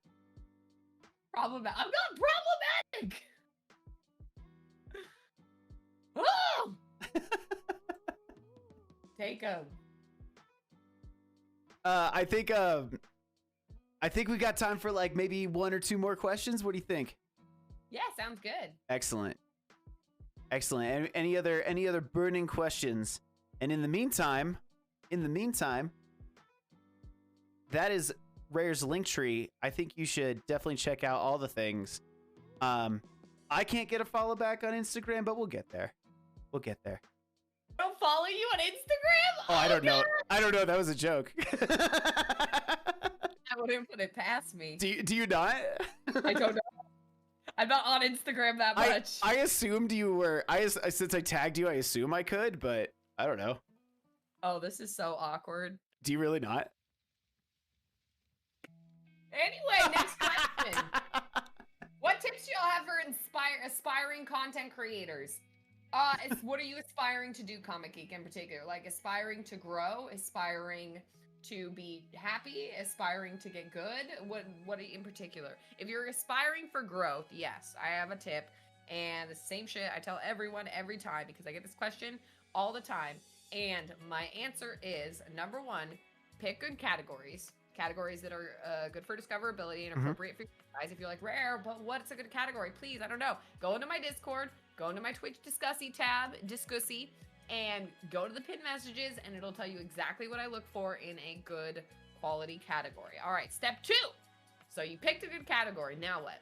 Do something unique, something different, something creative. I used the example earlier, being in the Dark Souls category and doing a death equals drink. All right, that's something that you can go in the category right now. I guarantee, I mean, I don't guarantee, watch, there might be one other Joe who's ripped it off me by now. Or, I mean, not that I'm the first person to do it, but there's probably not a lot of people doing death equals drink is what I'm saying. You don't have to drink. I'm not saying you have to drink to get famous. Do not become an alcoholic because RareGangster told you it'll make you famous on the internet. But do something unique, something that stands out. A clickbait title to go with your good category. Something that's like, oh, I like that. That's unique. I'm going to click that. All right. I put a bunch of examples in the Twitch Discussy tab. Oh, am I muted? No, you're good. Okay. Sorry. Anyway, what was I saying? Anyway, I put a bunch of examples, like things like I've done like truth or dare streams, all right?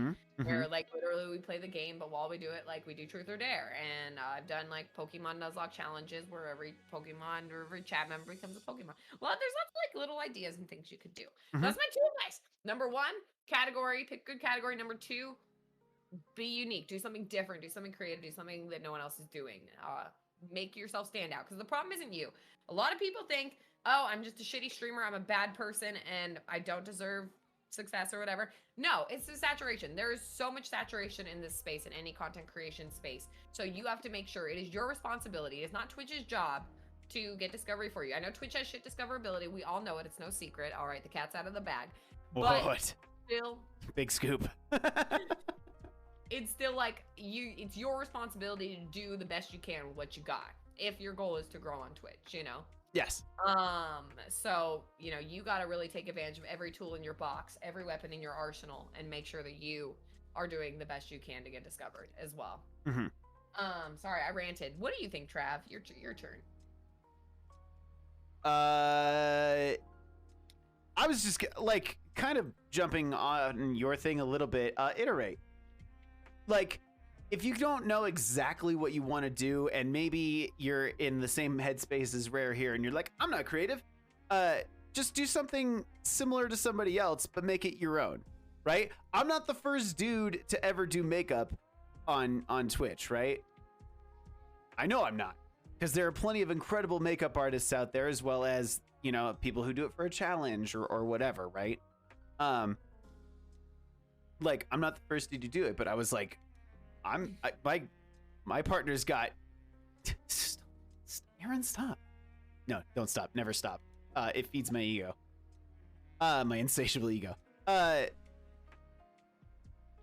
you know, change it up a little bit. Like, you know, try and follow a tutorial. Like, I'm like, I've never done makeup, so like, how do I, you know, let's follow a tutorial. And I tried to follow one that was like beginner tutorial, and then she was like, take your E27 brush, and I was like, what the fuck are you talking about? Just, you know, iterate. You could do death equals drink, or you could do, you know, if you're not a drinker, you could do punishments for every certain number of deaths, right? You got to take a dab of really hot sauce if you die 5 times, you know, which is pretty much a guarantee in most Souls games, right? Especially when those things just like fucking one hit you and you're like, oh, okay, cool. I mean, I've never been hit. I never die. I've never seen it. You could like drive right after those streams. Like you're good to go. I've never died. I never die. Haven't seen it. God Gamer for real. I ran out of tags, but I was gonna tag God Gamer. Yeah, just iterate, change things and make them a little bit your own. But you know, you like everyone's just the same thing. That's why there's multiple bands playing the same genre. They're just iterating. They're changing it to make it their own. Just enough. I think that was worded very perfectly. I agree. That is. How you do makeup streams? That's really cool. It was a challenge, but I had a lot of fun doing it, so I might do it more. Oh, just to be. Seems like a really good idea. Because I was just like, this is hard, but like kind of fun to do, and like it's silly because then like I went back and like watched that little part of the VOD, and I like saw the silly faces I was making, and I was like, oh, those are the faces I make fun of Shy for. Now I get it. You don't control that. Oh, yeah. All the tricks, like you can't put on your mascara without having your mouth open. Did you know that? Yeah, no, I didn't use mascara, but when I was doing like the bottom eyeliner, I did the same thing. Yeah. Everyone always has their mouth open. It's funny. I don't know why. Don't know why. One more question. Anybody? Who's got a good one? Who's got a burning desire? And if it burns too much, go to the doctor. Definitely go to the doctor. To the doctor, because you might have the clap. The clap. But don't do that. Try not to get the clap. Favorite backseater story. I did have a UTI. I don't get UTIs. I Try used to get a ton of them. Try not to get UTIs. They're all I've heard is how brutal they are. Yeah, they are horrible. Backseater story. That's tough. You want to go first? You go first. Oh, you go first. I'm saying. I was trying to stall. I mean, I allow backseating on my stream, so it's kind of different. I'm a very big backseater. As long as you don't story spoil, I don't care. I think. Like, yeah. So I don't know if it affects me as much because I'm like, yes, please tell me how to play the game. I think I don't generally mind too much backseating. I'll kind of ask for it a lot of the times if I'm like, what the fuck am I doing here? Like, you know, does anybody in chat know type of thing? But I definitely had like someone story spoil like multiple major points in I can never remember the name of it. Jedi Fallen Order. Fuck. Like multiple story points. Like they came in and they were just like, oh, I can't wait for you to fight so and so, and I'm like, I have to fight so and so? What do you mean? You know? Yeah, that's what. It sucks when that so happens. I don't mind a little bit of like if I'm running around in Zelda and I'm like, where the fuck do I go? And then someone's like, go north, and I'm like, okay, got it, thank you. Yeah, same. I had something like that happen. It's sad. That stuff happens to my mods. They'll people try to spoil, and then my mods will get spoiled. Like if my mods haven't played the game or something and they don't know, so they'll delete it and they'll get spoiled, and I'm like, I feel so bad. I'm like, oh. One of those little things that they. It's worth it modding for such an amazing, illustrated, illustrious, decorated amazing cloudy streamer like myself, right? Right? I think so. I don't hear anymore. They all laugh. Fuck this. They're like enjoying their time off. Yeah. Yeah, no, I'm the same way. I'm not a big like crazy I'm not against backseating. I totally understand why some people are. But yeah, I'm more just like story spoilers. Absolutely. Yeah, those are brutal because you're like, man, what the hell? I don't get paid and I get spoiled. Oh! And you can't spell. Man, Yo-Ye, life's been rough to you. I would love to be able to pay all my people. I would love that too. I know that's been a hot topic, and I'm like, how is that even like? I would love to pay my mods. Hell yeah. I don't make that kind of money yet, but no, same. I get it. Same. That's truly what we're in it for, but I get it. You know, we're not quite there yet. I wish. I've been thinking of like, I don't know, maybe doing like monthly just like stipends, even though it's like not like a livable wage or anything. Right. Something like that. But I'm like, oh, how would it be like enforced equally? Like, because I feel like the one like paying mods, like, what if one mod just takes the money, but then they just like don't like show up to streams as much, you know? Then you have to have like that conversation with them. Whereas if you don't pay mods, you can just be like, oh yeah, show up whenever, you know? Right. I am kind of torn on like how that works for like people that do pay their mods, you know? I think sure. Yeah. Huh? I always thought like if I'm gonna pay somebody to be a mod, like there's gonna be expectations. Yeah. You know, it's a little more boss employee style rather than like homie doing a favor type thing. That's true. I was watching a video of Ludwig talking about it, and he talked about how he pays his mods, and he did for like a while. But then one of them I think a couple of them were getting paid and hadn't shown up to stream in like 6 months or something. And we're just like getting the money for it. Oh no. And yeah. And I'm like, how did that go on that long? I feel like the other mods would be like, what the fuck? Like, yeah, hello? Anybody else? Maybe they all didn't know each other that well. I don't know. But I'm just like, yeah, and I think that would suck. That's the only part like I think about it. I'm like, oh, because like, what if you have to have a conversation with your... Because all my mods are like my friends, you know? So it'd be like weird to like shift the dynamic from like, you know, friend, streamer, you know, chat streamer to like boss employee type thing. So I don't know. But that is something that like, and this is totally like along the same lines, but like that's kind of one of the things that happened with Tank Bros is like we're bros way before we were like streamers together. And then that created such like a weird like tension between us, which is why it was like, you know what, bros over content, forget it, let's just change it. Yeah. So I feel that it could be hard. I like Tragic Cat. Yeah, maybe I'll do that, the mod dono thing. I actually like that too. I like that a lot. I think I'll get that soon. I need to remember to do that. I think someone told me about that before and I like forgot. I need to write that down. We're doing the same exact thing. I was like, ooh, just like have like a little button. Yeah, just down there in the thing. That'd be dope. Yeah. I'm your friend, very parasocial of you. I didn't say you were my... Oh, fuck. I did say mods. Mods accept you, Yo-Ye. Mods accept you. You're my foe, not my friend. Very parasocial. I'm not parasocial! Buy all your mods a Rolex. I ain't got Rolex money for myself, let alone my mods. Right. Mods have to work forever in the same city, at least. Oh, yeah, for sure. Like... If I were to do that, yeah, absolutely. Yeah. I do that already. Like, I've met up with a lot of my mods and I'm always treating them and stuff, you know?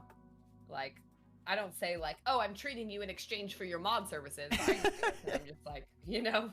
I'm just like, oh, I want to like do it to be nice, you know? If mods are ever... If my mods are ever in the same city, then I'm in. Yeah. I know generally around where most of them are, so... No, it's fun to hang out with your mods and stuff. Absolutely. In a non-parasocial manner, of course. IRL manner. Okay, so thank you everybody for being here. I really super appreciate it. Rare, thank you so much for taking time to come out and just and shoot the shit about fucking all sorts of topics. Thank you for inviting me. I hope it was a good guest and I hope you got an appropriate amount of clout from it. And Did you get some clout as well? I hope you did. Oh, all of it. Thank you. No, I just like talking about this stuff. I just wanted to have a good time, especially since you consider, you were gonna be on my collabathon and stuff, and that was really nice. So I was happy to do something like this for you too, and just be on. And I like talking about this stuff in general. I can't really talk about this on my stream because they get bored about it. So it was really fun to like have someone to talk about it with here. Well, so I really enjoyed being invited. Thank you. Well, that was just happenstance where I just happened to be out of town when you were doing the thing. So I'm more than willing to jump on to the next one that you decide to do. Hell yeah. I'll probably do one next year because this one went really good. Like as far as me being able to stay awake the entire time. First year was rough. This year was really easy for me. So I think I'll do a year 3 probably. Okay. Just do it like every October or whatever. A nice little collabathon and so. You sounds like you have some anniversaries coming up too. So. I know. I don't know if I'll do a subathon or anything like that. But if I do like collabathons. Yeah. If I do another goal-oriented thing, I'll probably be a charity stream. Hell yeah. Probably a charity stream soon. I haven't done one in a while. I did several this past year. Same. I don't think I've done one since June for Pride Month. So probably do something like that. Give back a little bit. Oh man. I love doing those things. Those are so much fun. Yeah. There's so much fun to do. Like the Raiders for Human Rights thing. Yes. Fucking blast. I was part of that too. We raised $1,200 for Planned Parenthood, which is very important to me because I use Planned Parenthood to this day. So. Fuck yeah, dude. It was very close, near and dear to my heart. So we did that. We did a lot of charities this year, actually. But yeah, I like to make sure we do a good bit. So that'll probably be my next one. Yeah, that was a fucking blast. Yeah, I think we got 700 on mine. That's insane. It was so nuts. Much. It was nuts, and I almost died on marshmallows. It was a fucking great time. We're gonna do a charity for Hispanic heritage, but I can't do a charity every month. Coincidence? I will do a Hispanic centered charity. Okay. I try to keep my distance from her. You know how I'm not parasocial. Pico Park. Oh God, no. Me and Aaron almost like lost our friendship that day. Oh. The Pico Park day. Oh man. Funny. Once again, everybody, this is Rare's link right here, her little link tree. Follow her on Instagram, Twitter, all the places. Definitely check her out. And if you feel so glad, thank you for getting that shout out. I was gonna say that next. Feel free to also, and if you feel so inclined, I super appreciate you all being here. Those are my socials right there. I think I'm like way fucking funnier on Twitter, so I don't know, man. Like, yeah, give him some love, give him some sugar, give him some love that he has given us tonight by having me on here, so I can just rant about this stuff this way I don't take it out on you. Honestly, Trav spared you from the torture of me ranting about all this stuff to you guys. I'm a therapist. I get ranted out a lot. So. No, thank you so much for having me. I appreciate it. Fuck yeah, dude. Of course. Let's find someone for you to raid. I was gonna ask, since you're the guest, do you have somebody for us to raid? Oh well, I'll be damned. I do have plenty of people I could raid, but I wanted to ask our lovely guest first. Ooh, I mean, if you have someone you really want to raid, definitely can. If not, I think Arcade Angel would be cool. Angel is a really good friend to me on and off stream, so I'd love to show her some love. Arcade Angel. Yeah, it's spelled Arcade X Angel. She's a retro streamer. Oh, I know exactly who she is. Yeah, she's a buddy of mine. Yep. She's really great. There's so many amazing streamers on. I hate to choose just one. Oh, it's super hard. It's super hard. There it is right there. Oh my gosh, they're playing Final Fantasy X. That's hilarious. Yeah, she's doing her first playthrough right now. Oh, shut up. Okay. Yeah, we were just talking about that, but she usually does retro. She's like this is weird for her to be doing Final Fantasy, but she's doing Final Fantasy X. Right. It's fate. It's literally fate. Super raid. Oh. Feel free to use my raid emotes, Rare's raid emotes, your own raid emotes. I don't care. As long as you let them know that Super Trav is the one who sent you, along with our lovely, lovely friend over here at RareGangster. Thank you so much again for being here. Heck yeah. It means a ton. We all ready to fucking go? We all ready to fucking rock, dude? Final Fantasy X is retro, Trav. Don't make me throw. I am so hungry. I don't think I could throw up, but like. Oh, I know. I'm hungry too. I'm gonna go eat. 21 is old enough to. Oh my god. That's nuts. Travis, why? I think I have a new favorite Trav. I think I have a new favorite Travis now. Why would you remind me of that? Oh god. Super. What is this emote? I don't know what that emote is. Bok hunk. I love it. I was like, is that yours? Oh my god. No, that's not mine. Mine's my little ferret. That's Otto. I love that. I love it so much. All right, everybody. Thank you so much. Everybody follow Rare. She's incredible. She'll be streaming later as well. Yes, I'll be streaming after this. Probably just get some food and hop on. Hell yes. Let's do it. Thank you so much for having me on. I appreciate you. I appreciate you. Have a good night, everybody. Bye. Thank you for being here. I appreciate you. Hopefully my mic's not peaking. It totally did. Bye.